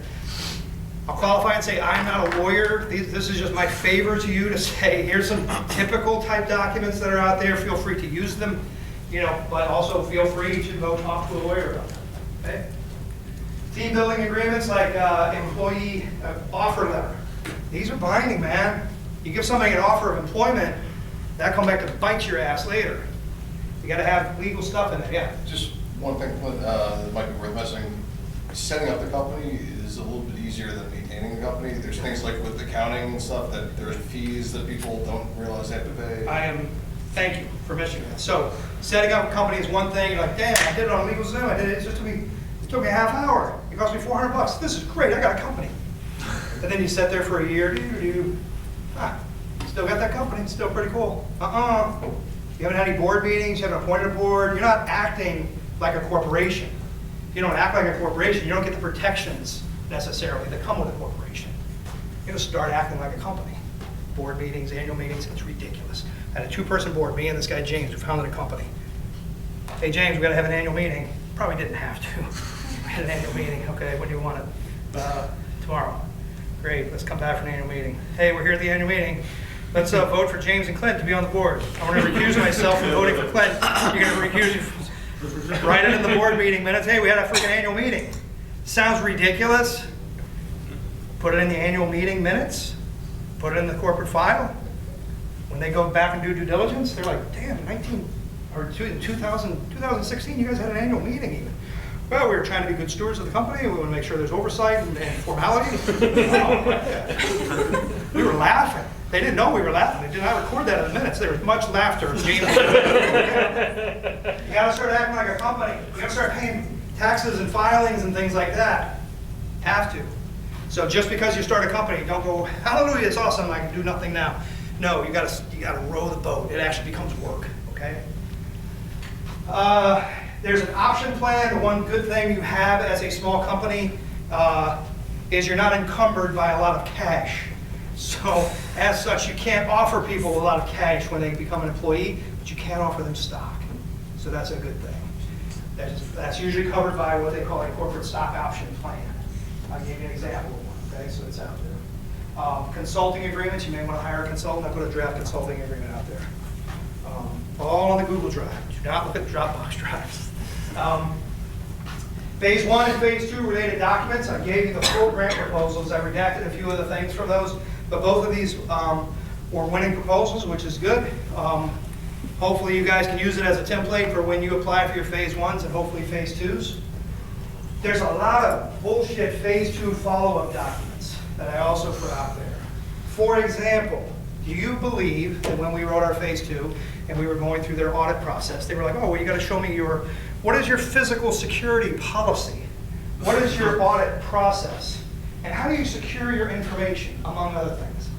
I had to write god-awful documents to describe our physical security plan. Well, we limit the number of keys we have and we lock the door behind us. And it's put a lot of other fluff and things like that. I have taken the risk out for you and given you a physical security plan, ladies and gentlemen. Again, there is no need to thank me. You can just have it. You're going to need it when you go through the audit process. When you get a Phase 1 SBIR grant, it is the damnedest thing. They'll be like, we got one for $225,000. They will say, okay, you were awarded the grant. You are allowed to draw down up to $200,000. So what do? You draw down $200,000. It comes into your bank account instantly. You get $200,000. And you spend it.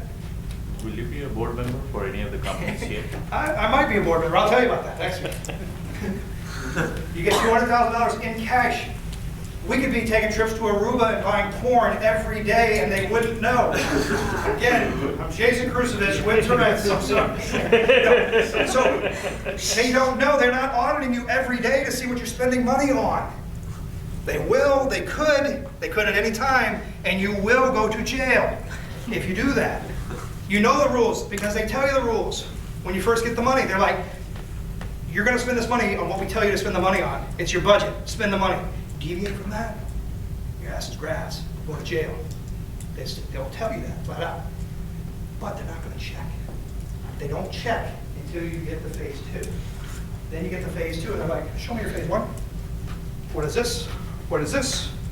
What is your internal auditing process for this Phase 2? Because I'm going to give you 3 or 4 times the money. What is your physical security process for people stealing your equipment? My God, really? I'm sorry, man. But as of March 1st, they wired money into our account. And they won't check us out for another 6 months. So now they'll look every 6 months and make sure you're not deviating.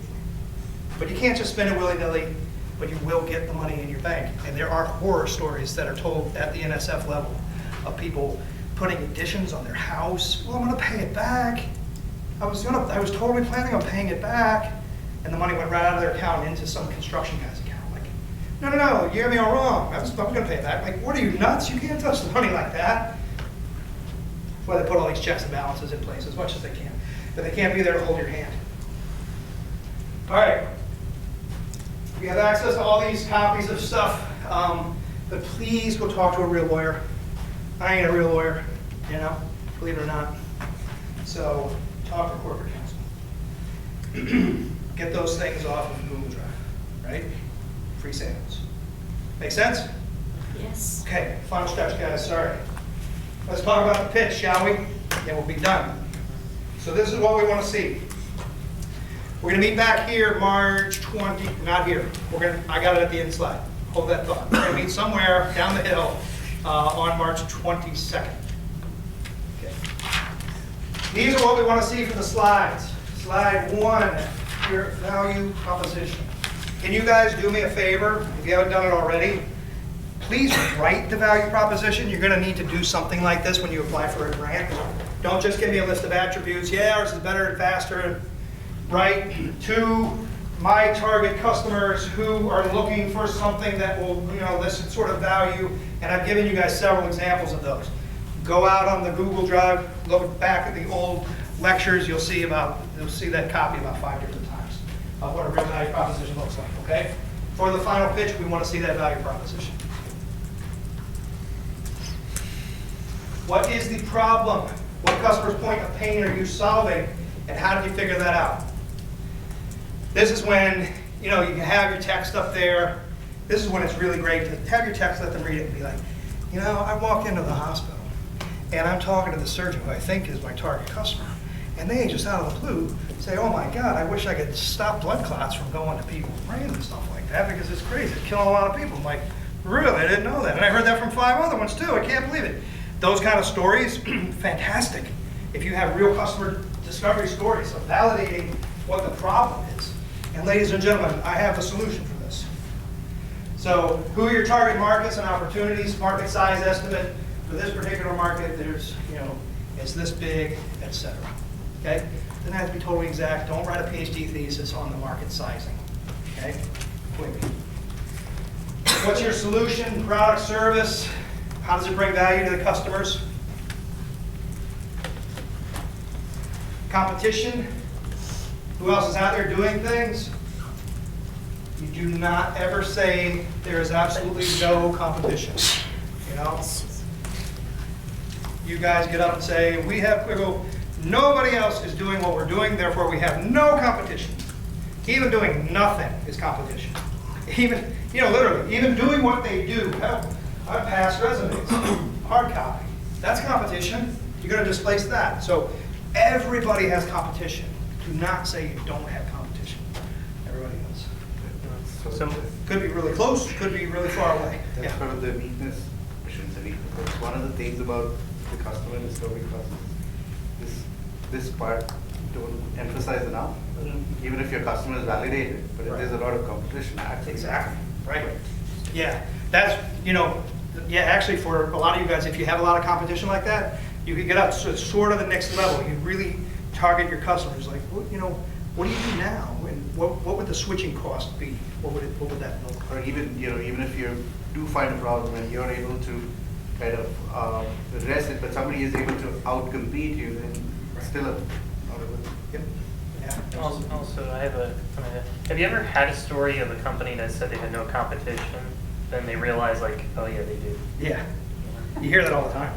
Oh, I have no competition. Like, you'll hear a groan. Oh yeah. And what do the investors think of that when you say they will not fund you. Okay. and they will turn into humiliating you, you know, for real. You know, instead of just for sport to try to get your price down. They're like, oh, we're not funding these chump. No, it's a classic rookie mistake. Totally. They say in pitches. Totally. It's a rookie mistake. Or another thing, how much? What is your marketing plan? Listen, man, everybody needs this. This thing's gonna sell itself. Really? If you hear that, you guys are now trained, you know? If you hear that, you know to start laughing. Like, oh my God, really? You think this is gonna sell itself? It's gonna cost a ton for you to sell each one of these units. Viral campaign. Viral campaign, this thing's gonna go viral. Once one person buys it, my God. I don't know how I'm gonna count all the money. That's my biggest problem, my back's gonna hurt. Revenue model sounds simple, revenue model. How do you make money? If If you ever gone to Startup Tech Valley, you used to be one guy at Startup Tech Valley. Somebody would give this wonderful pitch, and then somebody, and I never identified who it was, but they'd raise their hand. How are you going to make money? Every single time they'd be done, their last note would be coming out. How are you going to make money? Everybody wants to know that question. Why? I want you to make money. I want you to pay back that $1 million in a box. How are you going to make money? Well, we're going to have a subscription agreement that's going to monthly renew, and we're going to develop customers that way. Or no, we're selling a widget. We're going to do it through some OEM relationship with the biggest guy. Whatever it is, how are you going to make money? You got to spell it out. This is how we're going to do it. Traction and validation. You know, love to see how many customers you've spoken to. You know, you guys went out and talked to 70 customers. This is great. That looks impressive. Well, we talked to 70 customers in the building industry, from new construction to you know, rehab, and saw what they were doing and all that. Blah blah blah. What's the plan for future customer discovery, etc. This is a place where we really talk about that validation of different parts of your canvas and all. What have you done? What have you had traction with?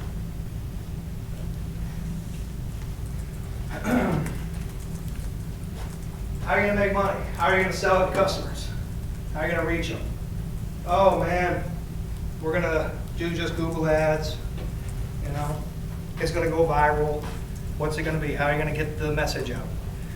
We're going to do a nationwide skywriting campaign over places that have only blue skies, and write it up there in the sky, because that's what our target customers are looking for that. We're going to publish only in Science Magazine and take out one-page ads every month for 5 years. What are you going to do? How are you going to get this out there? We're going to rent billboards on 787. Who's the team? Talk about them. Don't bore anybody with them. Don't get into all the details. And then he did this for his thesis, and then wrote this up, and then people don't care. Think as a business person about this. And then this is the sketchiest one, but this is an important just process one for you guys to go through, I think. You're not like to an investment readiness level yet. You're going to get there. It takes a little more de-risking, but in your actual presentation, I'd like for you to put what you want for an investment and why. So, okay, audience, you've seen my thing. I want to, and you want to ask for the right amount. Don't say, you know, you need $5 million because, well, that's going to cover me for the next 7 years. Like, no, not 7 years. Like, what do you need now to get to the next milestone? What does that thing look like? So I would back off from your milestone. Like, well, I can get to phase 1 trials or something. I could get to a higher level prototype. I could travel to that conference. I could do something if I could just get to that milestone. Then think of the next milestone. How much would that cost me to? And then back that out. Include a little brochure for this. Well, I need to hire a programmer. I need to get an office space of my own so that I have a mailing address. This, that, and the other thing. I need to file some patents. It's going to cost me a few thousand for each. Where is this money going to get you? Well, I need $250,000. It's going to last me 18 months. I'm going to get to the point where I've signed a joint development agreement with 3 companies, because I'll have a prototype that's very well versed. I'll be a 5-person company, and I will have filed 6 patents. Okay? That gets you somewhere. So that's the kind of thing you need to put in there. So again, kind of ridiculous asking for money at this point. It never hurts to start. Give it a whirl. Okay? There'll be some investors in the room too. How about that? Final pitch date, March 22nd. And we will be in the famous Littman Commons. I think it's down the hill. Is that the dorm? Okay, so it's a fancy dorm. So, but they must have a big conference room down there or something like that. 5:30 to 8. It's off 6th Street. So you guys be ready to pitch. You don't have to wear a suit and tie and stuff like that, but if you want to get a little fancy, you can. Just treat it, this is practice, you know. We're going to have a room hopefully filled with people from the local ecosystem. Might be able to come up to you afterwards and say, geez, man, I love what you're doing. You want some office space? Like, I'll give it to you for free. If can I help out in some way? Like, what do you know, like, there's no telling. So lots of people from the ecosystem will be there. These people in the ecosystem will help you guys out. Okay? And we want to help you guys out by getting you to the next level. So consider going on to the next level after this. Give your presentation, all that, get your budgets all tightened up, and we'll have a final closeout for 4 weeks or so afterwards. We'll do a final phone call to close things out. But don't forget about us. Keep trucking with this stuff. Develop it a little further. Go to one of the national programs and start diving into some more bigger cash, okay? We have a phone call on the Tuesday, the 20th. Tuesday the 20th, we have a phone call. We're going to be sending you guys an email. We're going to want to see your pitch. So get that uploaded for the interview or the phone call. See, it's like I'm a ventriloquist. I was moving my lips, you guys didn't even see it. So yes, we're going to do that and get you guys all sort of primed up to give your pitch. Yeah. Is there a time constraint on the pitch? There is a time constraint. What did we decide, or did we decide? We'll decide, and we'll give you. We'll let you know. We got a lot of teams. I mean, we did 4 minutes today, and it took us over an hour to get through everybody. People don't like to sit in a chair, for more than like an hour-ish. So, slide, listen, man, I blew through 139 slides, man. I didn't spend a minute. You guys be bored of them spending a minute on every slide. Yeah, you spent 3 hours. I'm exhausted. Any other questions? Okay. Guys, thank you. This is the last time you hear me go on the virtual. It was a pleasure having you guys in class. Ask any questions anytime. Entrepreneurs never sleep, you know that. So, and even after the final pitch, you're not forgotten. Hope you don't forget us. We're going to keep you going through the system. We get points for you guys maturing and going through the system. And we want to see you get large quantities of grant money. Okay? Thank you.